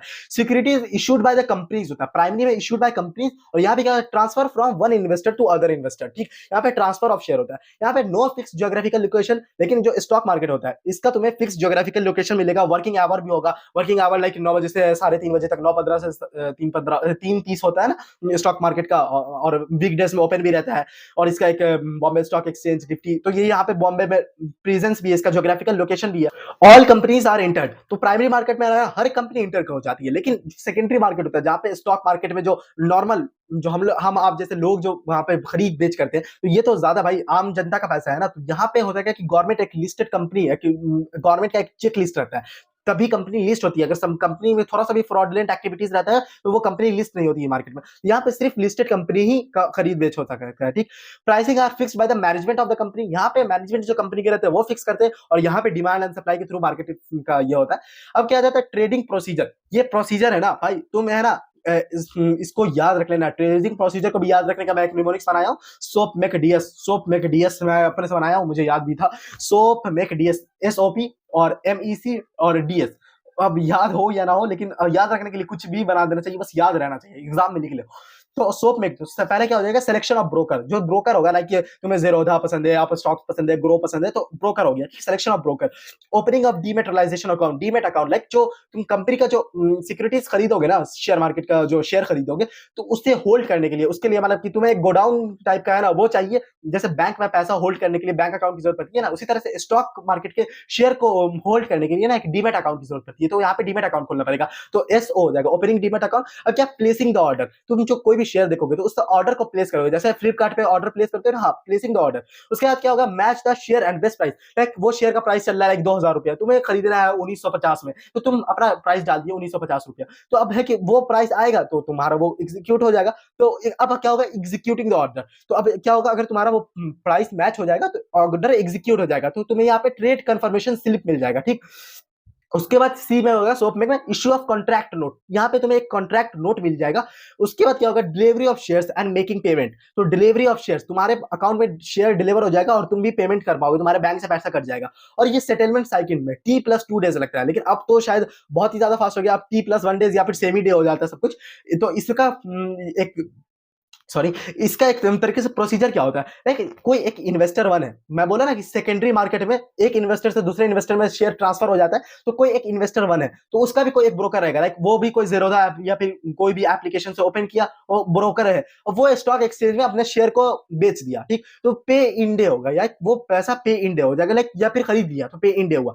अब दूसरा कोई इन्वेस्टर है, उसे खरीदना है या फिर बेचना है, तो वो अपने एप्लीकेशन में गया और एप्लीकेशन में वो वहां पे सेल या फिर बाय किया, तो वो भी स्टॉक एक्सचेंज में। तो ये पूरा होता है, इन्वेस्टर रहता है, देखो बायर रहा, ब्रोकर वन, फिर वो बीच में स्टॉक एक्सचेंज, और इधर भी ब्रोकर 2 रहता है, उसका भी। तो सेलर वन और बायर दोनों का बीच में एक ब्रोकर रहता है, और दोनों ब्रोकर फिर स्टॉक मार्केट से कनेक्टेड रहता है। लाइक नॉर्मल आदमी डायरेक्ट जाके हम सीधा जाके खरीद नहीं सकते, एक कोई डिपॉजिटरी पार्टिसिपेंट चाहिए हमें, ठीक। तो अब डिपॉजिटरी पार्टिसिपेंट भी आगे समझ लो, डिपॉजिटरी क्या होता है। Depository is a system, apex organization which hold securities, share, bonds, debenture, सारा कुछ है ना ये होल्ड करता है। Like bank in electronic form, जैसे बैंक है ना इलेक्ट्रॉनिक फॉर्म में पैसा को होल्ड करता है ना, वैसे ये शेयर्स को इलेक्ट्रॉनिक फॉर्म में होल्ड करके रखता है। तो इंडिया में कितने डिपॉजिटरी, 2 डिपॉजिटरी है, NSDL और CDSL। तो NSDL और CDSL, NSDL काफी बड़ा है और ये पुराना है। तो NSDL और CDSL, तो इसमें डिपॉजिटरी पार्टिसिपेंट, ये दोनों NSDL और CDSL क्या है, डिपॉजिटरी है। इसके पार्टिसिपेंट कितने हो गए, investor has interact only with depository participant, तो डिपॉजिटरी पार्टिसिपेंट से सीधा इंटरेक्ट होता है। तो लाइक सेंसेक्स और निफ्टी दो नाम सुने होंगे, ठीक। तो सेंसेक्स क्या होता है, बॉम्बे ऑफ स्टॉक एक्सचेंज, ये एशिया का सबसे पहला स्टॉक एक्सचेंज है, 1875 में खुला था। और इसमें क्या होता है कि टॉप जो कंपनीज रहती है ना, उसमें से टॉप 30 कंपनीज के शेयर्स को मिला के एक सेंसेक्स का प्राइस देखा जाता है। अगर वो अच्छा परफॉर्म करती है तो सेंसेक्स ऊपर जाता है, वो खराब परफॉर्म करती है सेंसेक्स नीचे जाता है। निफ्टी क्या हुआ, नेशनल स्टॉक एक्सचेंज होता है। तो यहाँ पे क्या होता है कि 50% ऑफ द स्टॉक है ना, यहाँ पे 50 बेस्ट शेयर को रखा जाता है, ठीक। तो 50% जो प्राइस रहता है ना, उससे ऊपर नीचे होता है मार्केट का प्राइस, ठीक। डीमेटलाइजेशन क्या होता है, process of holding securities in electronic form. अगर जो वही बोलो ना कि डीमेटलाइजेशन, डीमेट अकाउंट का होल्डिंग सिक्योरिटीज इन इलेक्ट्रॉनिक फॉर्म में, पहले पेपर उसमें करना पड़ता था, बड़ा मुश्किल होता था। डीम्यूचुअलाइजेशन क्या हो गया, separation of ownership and control. पहले क्या था कि पहले जो ब्रोकर जो था ना, लाइक मैं बताया ना, अब स्टॉक ज़ीरोधा इस टाइप का जो भी था एप्लीकेशन, जो भी ब्रोकर हो गया, तो वो ब्रोकर है ना, उसका बहुत ही ज्यादा कंट्रोल रहता था। तो अब क्या हो गया भाई, सेपरेट हो गया भाई, जो बंदा इन्वेस्ट कर रहा है उसको और ब्रोकर को डिफरेंट बना दिया, सेपरेशन कर दिया। इससे जो धांधलीबाजी जो था ना, रिडक्शन इन ब्रोकर धांधलीबाजी में कमी आ गई, ठीक। अब securities exchange board of India, SEBI का जो बात है, तो ये कब हुआ? 88 में फॉर्म हुआ 12 अप्रैल। ये क्या है? Watch dog of Indian securities market. Watch dog है, मतलब कि एक होता है ना पहरेदार टाइप का, इंडियन सिक्योरिटीज मार्केट का ये है। तो ये क्या करता है? रेगुलेट स्टॉक एक्सचेंज करता है, protect investor and guide and educate them. Investor जो रहते हैं भाई उसको प्रोटेक्ट करता है, उनको गाइड करता है कि भाई ऐसा फ्रॉडुलेंट एक्टिविटीज होती है, इसमें बच के रहना। Prevent trading and malpractices. कोई लोग अपना इंटर ये करते हैं ना, जैसे हर्षद मेहता वाले में था कि मैल प्रैक्टिसेस था, मतलब कि prevent trading and malpractice, उस सबको प्रिवेंट करता है। Regulate and develop code of conduct for intermediaries. जो इंटरमीडिएरीज जो ब्रोकर रहते हैं ना, उनके लिए बहुत ही स्ट्रिक्ट कोड ऑफ कंडक्ट बनाता है सेबी। तो ठीक, तो ये करता है। तो ये जो सेबी है ना, इसके 3 बहुत ही इंपॉर्टेंट फंक्शंस होते हैं। पीडीआर, इसके क्या होते हैं? प्रोटेक्टिव फंक्शन होता है, डेवलपमेंट फंक्शन होता है और रेगुलेटरी फंक्शन होता है। तो प्रोटेक्टिव क्या होता है? कि प्रोटेक्ट करना, जैसे कि प्रोहिबिशन, फ्रॉडुलेंट प्राइस रिगिंग वगैरह को कंट्रोल, इनसाइडर ट्रेडिंग, ये सारा हो जाता है, प्रोटेक्टिव फंक्शन होता है। डेवलपमेंट क्या होता है? कि इंटरमीडिएरीज लाइक जो तुम्हारे ब्रोकर है उनका डेवलप करना, उनको सीख देना, कोड ऑफ कंडक्ट रिसर्च करना, पब्लिश इंफॉर्मेशन और ज्यादा प्रोवाइड करना, तो डेवलप होंगे ना। उसके बाद क्या? रेगुलेटरी फंक्शन होता है, लाइक जैसे कि वो रजिस्ट्रेशन कराया कि नहीं, वो रजिस्ट्रेशन म्यूचुअल फंड में, रेगुलेशन टेक ओवर, अगर कोई एक कंपनी दूसरी कंपनी को खरीद रही है तो यहाँ पे भी रेगुलेटरी फंक्शन है एससीबी का, कि वहां पे नजर रखता है कि भाई उस कंपनी के जो इन्वेस्टर रहेंगे वो भी तो उस कंपनी के शिफ्ट हो जा रहे हैं ना, तो वो वहां पे रेगुलेट करता है। लेविंग फी, चार्जिंग फाइन, ये सारा कुछ हो जाता है रेगुलेटरी फंक्शन में। बहुत ही दोनों बहुत बड़ा चैप्टर है, इसलिए बहुत ही ज्यादा टाइम लग रहा है। अब मार्केटिंग मैनेजमेंट, ये भी काफी बड़ा चैप्टर है इस पूरे कोर्स पार्ट बी का। अब इस चैप्टर को हम लोग देखते हैं। Marketing management. मार्केटिंग मैनेजमेंट है क्या? कि analyse of market before its production. तो मार्केटिंग है ना, बहुत ही पहले से शुरुआत हो जाता है, मतलब कि प्रोडक्शन से पहले ही मार्केटिंग स्टार्ट हो जाता है। तो ये बात ध्यान रखना, अगर कहीं पे स्टेटमेंट हो जाएगा कि कब मार्केटिंग स्टार्ट होता है आफ्टर द प्रोडक्शन, तो नहीं भाई, प्रोडक्शन से पहले ही मार्केटिंग स्टार्ट हो जाता है। तुम्हें तो लगेगा कि नहीं प्रोडक्ट बनेगा तब ना मार्केटिंग करेंगे, नहीं नहीं, ये प्रोसेस बहुत पहले से स्टार्ट हो जाता है। ठीक, तो फीचर्स क्या है? तो फीचर्स क्या? Needs and want. तो क्या होता है कि नीड्स मतलब नेसेसिटी, और वांट्स मतलब क्या हो गया? लग्जरी में आ जाएगा। ठीक, customer value, offering extra benefit than competitor, कुछ ऐसा एक्स्ट्रा बेनिफिट देना कि कॉम्पिटिटर से ज्यादा। उसके बाद क्या? क्रिएटिंग है marketing offer. Marketing offer like multiple variety of product देना, ठीक, कि कस्टमर के पास चॉइस हो। ठीक, variety of product. Exchange mechanism. Exchange mechanism क्या होता है? Essence of marketing. Essence of marketing अगर कहीं पे भी देखने को मिलता है, ये कहां पे होता है? तो ये होता है एक्सचेंज मैकेनिज्म। तो ये सारे फीचर्स थे मार्केटिंग मैनेजमेंट के। इसमें ना 5 फिलॉसफीज है, यहां से क्वेश्चन अक्सर आते ही हैं और इस बार भी आएगी देखने लगा। तो यहाँ पे क्या है कि 5 फिलॉसफीज है। फर्स्ट क्या है? प्रोडक्शन कॉन्सेप्ट होता है। तो प्रोडक्शन कॉन्सेप्ट का क्या होता है कि प्रोडक्ट है ना, अबंडेंट अमाउंट में बनना चाहिए, लाइक बहुत ज्यादा प्रोडक्ट बने, चीप होना चाहिए प्राइस, मतलब कि प्रोडक्ट अगर बहुत ही ज्यादा बल्क अमाउंट में बनेगा तो उसकी प्राइस है ना अपने आप चीप हो जाएगी। ठीक, क्वांटिटी पे ये फोकस करता है प्रोडक्शन कॉन्सेप्ट, क्वांटिटी पे फोकस करता है। लाइक पार्ले जी तुम्हें हर एक बड़ी से बड़ी दुकान, छोटी से छोटी दुकान, हर जगह अवेलेबल होगी। तो ये प्रोडक्शन कॉन्सेप्ट हो गया। ठीक, प्रोडक्ट कॉन्सेप्ट आता है। प्रोडक्ट कॉन्सेप्ट होता है क्या? कि सामान भले महंगा हो जाए लेकिन क्वालिटी से कंप्रोमाइज नहीं करेंगे, प्रोडक्ट अच्छा होना चाहिए, प्रोडक्ट दमदार होना चाहिए। लाइक आईफोन, भले सामान थोड़ा महंगा हो जाए लेकिन क्वालिटी से कंप्रोमाइज नहीं करेंगे।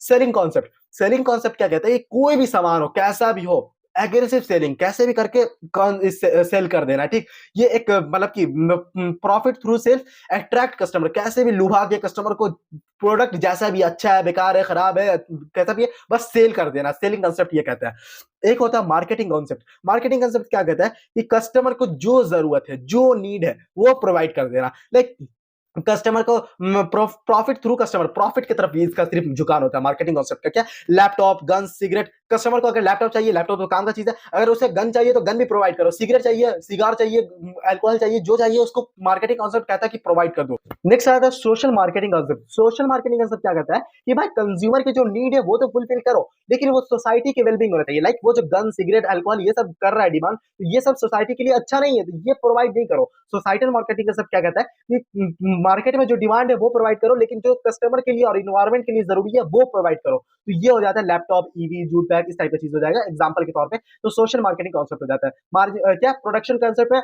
प्रोडक्ट सिर्फ बहुत ही ज्यादा अमाउंट में होना चाहिए, प्रोडक्ट चीप क्वालिटी। उसके बाद क्या? प्रोडक्ट कॉन्सेप्ट, क्वालिटी अच्छा, एक्सपेंसिव। सेलिंग कॉन्सेप्ट में कुछ भी सेल कर देना। मार्केटिंग कॉन्सेप्ट में जो कंज्यूमर डिमांड कर रहा है सब प्रोवाइड कर देना। प्रॉफिट मोटिव क्या होता है? सोशल मार्केट भी प्रॉफिट मोटिव होता है, बट सोसाइटी का वेलफेयर भी ध्यान रखता है।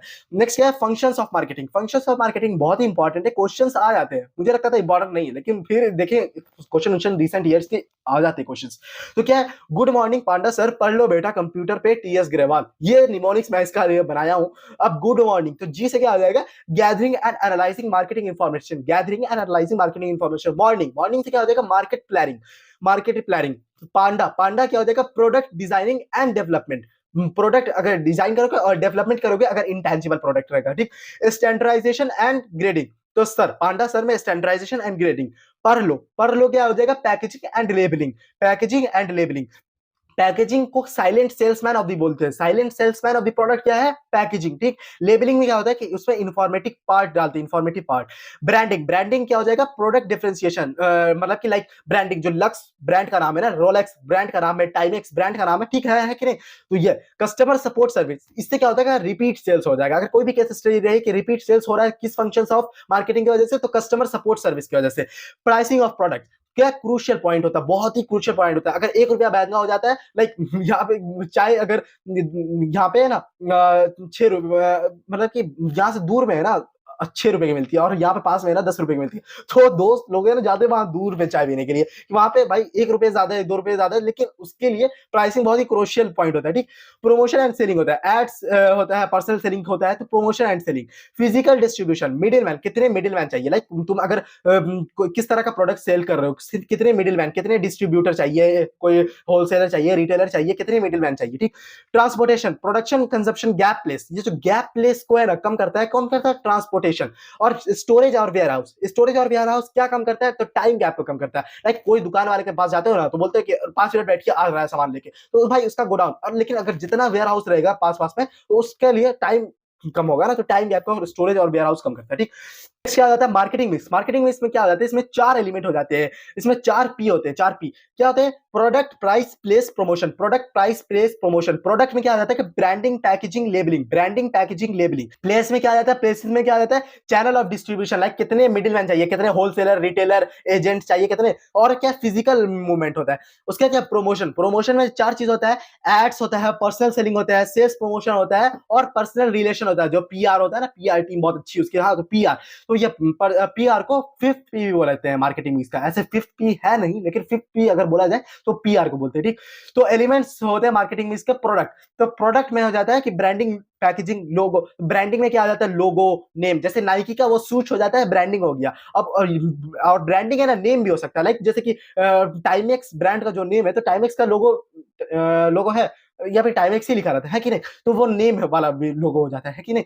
पैकेजिंग, पैकेजिंग एक रैपर होता है, ठीक। तो पैकेजिंग में भी है ना 3 तरह का होता है, एक प्राइमरी पैकेजिंग, लाइक टूथपेस्ट आया तो टूथपेस्ट जिसमें है वो प्राइमरी पैकेजिंग है, टूथपेस्ट एक कार्डबोर्ड वाले डब्बा में तो वो सेकेंडरी पैकेजिंग है, और टूथपेस्ट अगर वैसा अगर 100 टूथपेस्ट को एक कार्टन में डाल देंगे तो वो क्या हो जाएगा, ट्रांसपोर्टेशन के लिए यूज होगा, तो वो ट्रांसपोर्टेशन पैकेजिंग हो जाएगा, ठीक। तो पैकेजिंग भी होता है। आता है लेबलिंग, लेबलिंग क्या होता है, उसमें सारा इंफॉर्मेशन डालते हो प्रोडक्ट से रिलेटेड, लाइक उसमें कौन सा इंग्रेडिएंट है, उसमें एक्सपायरी कब है, मैन्युफैक्चर कब हुआ था, ये सारा कुछ हमें लेबलिंग से पता चलता है। लेबलिंग प्लेस, प्लेस क्या है, goods and services available at right place, at right quantity, at right person, like जो एक जैसे होता है ना कि इस शहर में एक डिस्ट्रीब्यूटर है, डिस्ट्रीब्यूटर के बाद इतने सारे होलसेलर रहते हैं, और होलसेलर के बाद ढेर सारे रिटेलर रहते हैं, फिर जाके कंज्यूमर खरीदते हैं प्रोडक्ट, तो इस टाइप का, तो कितने मिडिल मैन चाहिए, कितने डिस्ट्रीब्यूटर, कितने वो, तो इस टाइप का होता है। तो प्लेस, उसका क्या, प्राइस, प्राइस क्या हो जाता है, generates revenue for organization affecting competitive weapon, बहुत ही कॉम्पिटिटिव वेपन है, कोई 2 रुपया कम कर देगा भाई प्राइस सेल बढ़ जाएगी, 2 रुपया बढ़ा देगा सेल्स घट जाएगी, इस टाइप होता है। प्रमोशन, प्रमोशन क्या होता है, परस्यूटिंग देम टू बाइट, एडवर्टाइजमेंट, तो एडवर्टाइजमेंट क्या होता है, एक पेड फॉर्म होता है और एक इम्पर्सनल होता है, लाइक कोई चीज का मैं एडवर्टाइज कर रहा हूँ या फिर कोई भी कहीं पे भी एडवर्टाइजमेंट होता है, तो तुम्हें पर्सनली आके नहीं बोल रहा है भाई, वो इम्पर्सनल है, इन जनरल बोल रहा है, ठीक। सेल्स प्रमोशन, सेल्स प्रमोशन क्या है, शॉर्ट टर्म इंसेंटिव, लाइक कोई को हो गया ना कि 50% off, 30% off, 1 buy get 3 get 4, इस टाइप का होगा शॉर्ट टर्म। ये और अगर अगर तुम्हें अचानक से सेल बढ़ानी है ना, तो इसका यूज कर सकते हो, सेल्स प्रमोशन, लाइक तुम्हारे पास स्टॉक बहुत ज्यादा हो गया, तुम्हारा पुराना स्टॉक खत्म करना है, तो तुम बोल दिया ना कि बाय 1 गेट 2, ऐसा करके कुछ भी कर दिए, तो यहाँ पे सेल्स बहुत ही स्पीड में बूस्ट होती है। Personal selling, personal selling face to face sale जाके, लाइक कोई म्यूचुअल फंड सेल करते हैं, या फिर कोई इंश्योरेंस प्रीमियम, या फिर बायजूस वाले जो थे वो पर्सनल सेलिंग अपने घर में बंदा भेजते थे, तो फेस टू फेस होता है। ये क्या होता है, पर्सनल फॉर्म ऑफ कम्युनिकेशन, इसमें तुम फीडबैक वगैरह दे सकते हो, ठीक। Public relation, public relation like image, company का इमेज अच्छा होना, तो रेपुटेशन अच्छा बिल्ड होना। अब पब्लिक रिलेशन लाइक कंपनी के एम्प्लॉय से लेके, कंपनी के हर एक डिपार्टमेंट से लेके, कस्टमर से लेके, हर एक जो कंपनी से कहीं ना कहीं इंटरलिंक है, उस सबसे अच्छा रिलेशन बना के रखना। तभी अगर मेरी कंपनी के एम्प्लॉय से ही मेरा रिलेशन अच्छा नहीं रहेगा, तो अगर वो बाहर में जाके बोलेगा कि भाई बहुत बेकार प्रोडक्ट बनाती है, तो वो तो बोलेगा यार अंदर का बंदा ही बोल रहा है, तो उसको तो ज्यादा पता होगा। तो उससे अगर देखो, मैं देखा था जो अभी ट्रम्प जो थे ना, ट्रम्प का जो ओथ हुआ वगैरह था, उसमें सारे बिलियनियर वगैरह थे ना, तो सुंदर पिचाई भी थे। सुंदर पिचाई के पास जो फोन था ना, वो गूगल पिक्सल का फोन था। अब अगर सुंदर पिचाई अगर आईफोन यूज करते रहते तो भाई लोग को गूगल पिक्सल क्यों यूज करते, मतलब भाई वहां का सीईओ खुद ही नहीं यूज कर रहा है, तो मैं क्यों, उसको अपने फोन पे भरोसा ही नहीं है, तो इसीलिए तो वो है कि वो अपना कर रहे थे, तो इसीलिए रिपोर्टेशन बढ़ती है, इमेज इंक्रीज होती है, पीआर का पार्ट होता है। फाइनली लास्ट चैप्टर पे आ गए, कंज्यूमर प्रोटेक्शन। वन गो में बोलते बोलते एकदम थक गया हूं, लेकिन कंज्यूमर प्रोटेक्शन क्या है? ये कंज्यूमर प्रोटेक्शन एक्ट है ना, रिवाइज हुआ था 2019 में, 86 में था, 86 साल रिवाइज होकर 2019 में आ गया था। तो इसका फीचर्स क्या है? Right and responsibility to consumer, हमें हमारे राइट के बारे में बताता है, रिस्पॉन्सिबिलिटी हमारी कुछ रिस्पॉन्सिबिलिटी होती है उसके बारे में भी। Safeguard to consumer, customer को है ना एक तरह से सेफ गार्ड करता है, कोई ऐसे ठग के नहीं चला जाएगा, ठीक। 3 रेड्रेसल एजेंसी है, लाइक डिस्ट्रिक्ट फोरम होता है, स्टेट कमीशन, नेशनल कमीशन, यहाँ आके तुम अपनी, अगर तुम्हारे साथ कुछ भी घोटाला हुआ है तो तुम उसका कंप्लेन कर सकते हो, ठीक। ये कोबरा 2019 जो आया था, ये अपडेट हो गया था, लाइक इसमें जो डिजिटल प्रोसेस, कोई ई कॉमर्स वगैरह में भी तुम्हारे साथ फ्रॉड होता है, तो वो सब भी कवर कर लिया गया था। 86 में कहाँ ई कॉमर्स वगैरह। यहाँ पे कंज्यूमर के राइट्स कितने होते हैं? तो यहाँ पे 6 राइट्स होते हैं, तुम्हें एकदम रट जाना चाहिए कौन कौन राइट्स होते हैं। राइट टू सेफ्टी, तो ये यहाँ पे क्या होता है? Right to safety. Right to assured, right to assured को राइट टू चूज भी बोलते हैं, लेकिन 2019 में रिवाइज होकर इसको अश्योर्ड बोल दिया गया है, राइट, मुझे सेलेक्ट करने का राइट है। राइट टू इन्फॉर्मेशन, उस प्रोडक्ट के रिगार्डिंग मुझे सारी इन्फॉर्मेशन लेने का मेरा राइट है, ठीक है। Right to heard, complaint file, अगर तुम प्रोडक्ट में कुछ भी दिक्कत हो रहा है तो तुम कंप्लेंट फाइल कर सकते हो, ये तुम्हारा राइट है, तुम्हारे अगले बंदे को सुनना पड़ेगा, अगर वो नहीं सुनता तो वो इसका वायलेशन करता है। Right to seek redressal, like तुम कोई कंपनी का कोई प्रोडक्ट, लाइक मैं यही स्टाइलिश लेके आया और मेरा काम नहीं कर रहा है, मैं इसे अगर रिटर्न करूंगा तो मुझे मेरा कंपनी वाले को मुझे ये कंपनसेशन जितने का ये है, और मुझे जो कॉस्ट वॉस्ट लगा वो सारा चीज पैसा वापस करना चाहिए मुझे, और इस तरह के जितने भी फॉल्ट है वो सारे को चेक करना चाहिए। तो right to seek redressal, compensation देना, ठीक। राइट टू एजुकेशन, अब लोग दूसरे को भी बताना, भाई कोई के साथ, मेरे कोई दोस्त के साथ या फिर कोई भी जानने वाले के साथ नुकसान हो गया तो भाई उसको राइट के बारे में एडुकेट करना, ये भी मेरा ही राइट बनता है, कंज्यूमर का ही राइट बनता है कि एक दूसरे को एजुकेट करना। कंज्यूमर रिस्पॉन्सिबिलिटी, कंज्यूमर की भी कुछ रिस्पॉन्सिबिलिटी है, मतलब कि अथॉरिटी के साथ रिस्पॉन्सिबिलिटी आती है ना, अगर मुझे इतने सारे राइट्स मिल गए, इतने सारे पावर मिल गए, तो मेरी भी कुछ जिम्मेदारी बनती है, क्या? कस्टमर मस्ट एक्सरसाइज इज राउट, ये जो राइट्स मिले हैं तो हमें इसका मतलब कि यूज करना चाहिए, अवेल करना चाहिए। कॉशियस कंज्यूमर, कंज्यूमर को है ना हमेशा चौकन्ना रहना चाहिए। Filing complaints for the redressal of genuine grievances, अगर मेरे साथ जरा सा भी जेन्युइन ग्रीवियंसेस है तो उसके लिए मुझे सोचना नहीं चाहिए, कंप्लेंट फाइल करना चाहिए। अगर मैं आज छोड़ दूंगा यार, 1000-2000 का तो बात है, तो भाई कोई और के साथ उससे ज्यादा 10,000, 20,000, लाख, 2 लाख का भी नुकसान कर सकता है, उसे तो लगेगा कोई कंप्लीट करने वाला है ही नहीं। Consumer must be quality conscious, उसका do not carried away by ads में कुछ भी दिखाता है ना, लाइक वो फेयर एंड लवली का एक बार लगाया गोरे हो गए, ऐसा थोड़ी होता है, तो do not carry away by ads, ये भी तुम्हारी रिस्पांसिबिलिटी बनती है। इंसिस्ट ऑन कैश मेमो, अगर कोई भी सामान खरीदो तो भाई उससे बिल मांगो कि भाई कैश मेमो, अगर वही तुम्हारे पास एक मतलब कि एक सबूत के तौर पे होता है, अगर तुम कंप्लेन करने जाओगे तो यही कैश मेमो के बेसिस पे तुम कंप्लेन कर सकते हो, अगर कैश मेमो नहीं तो कंप्लेन फाइल नहीं होगा, ठीक। और रेस्पेक्ट द एनवायरमेंट, ये कॉमन था। क्या 3 टियर रेड्रेसल एजेंसीज होती है, लाइक अगर तुम्हारा सामान है ना 1 रुपए से लेके 1 करोड़ के बीच का है, तो अगर तुम्हारी 70 लाख की गाड़ी है और उसमें कुछ भी प्रॉब्लम है तो तुम कहां जाओगे? डिस्ट्रिक्ट कमीशन के पास जाओगे। डिस्ट्रिक्ट कमीशन में होता क्या है कि एक प्रेसिडेंट होते हैं और 2 अदर मेंबर होते हैं, 2 अदर मेंबर में एक फीमेल मेंबर होना मस्ट है। और अगर तुम यहाँ पे सेटिस्फाई नहीं हो इस डिस्ट्रिक्ट कमीशन के फैसले से, तो तुम है ना विद इन 45 डेज 45 डेज सिर्फ डिस्ट्रिक्ट कमीशन में है, तो विद इन 45 डेज तुम स्टेट कमीशन अपर बॉडी की तरफ जा सकते हो, स्टेट कमीशन। अब स्टेट कमीशन में कौन जाएगा? मतलब कि डायरेक्ट कौन जाएगा? डायरेक्ट वही बंदा जाएगा जिसका सामान 1 करोड़ से ज्यादा और 10 करोड़ से कम है, 1 करोड़ से 10 करोड़ के बीच में, तो वो स्टेट कमीशन में कंप्लेन फाइल करेगा। यहाँ क्या होते हैं? यहाँ पे एक प्रेसिडेंट होते हैं और 2 अदर मेंबर होते हैं, और एक अदर मेंबर एक फीमेल होने का मस्ट है। और अगर तुम यहां से भी सेटिस्फाई नहीं हो तो विद इन 30 डेज तुम्हें नेशनल कमीशन में फाइल करना है, विद इन 30 डेज, ठीक। कहीं पे क्वेश्चन घुमाएगा 60 दिन के बाद वो चाह रहा है नेशनल कमीशन में जाना, नहीं जा सकता। नेशनल कमीशन में कौन फर्स्ट टाइम कौन जाता है? जिसका 10 करोड़ से ज्यादा का सामान है, वो नेशनल कमीशन में जाएगा। इसमें क्या होते हैं? एक प्रेसिडेंट होते हैं और 4 अदर मेंबर होते हैं, और एक फीमेल होना मस्ट है।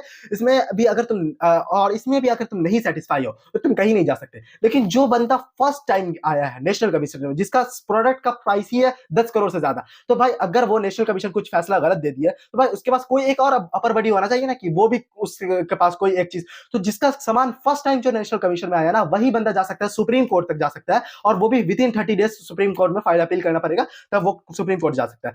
उसके बाद कुछ मार्क्स होते हैं जो कंज्यूमर को ध्यान रखना चाहिए कोई भी प्रोडक्ट लेने से पहले, भले उसको थोड़ा सा महंगा मिले वो प्रोडक्ट। लाइक अगर कोई भी इलेक्ट्रॉनिक प्रोडक्ट के लिए जा रहे हो तो ISI मार्क्स होता है, वो चेक कर लेना। अगर ISI मार्क्स होगा तो वो प्रोडक्ट बेटर होगा, ठीक।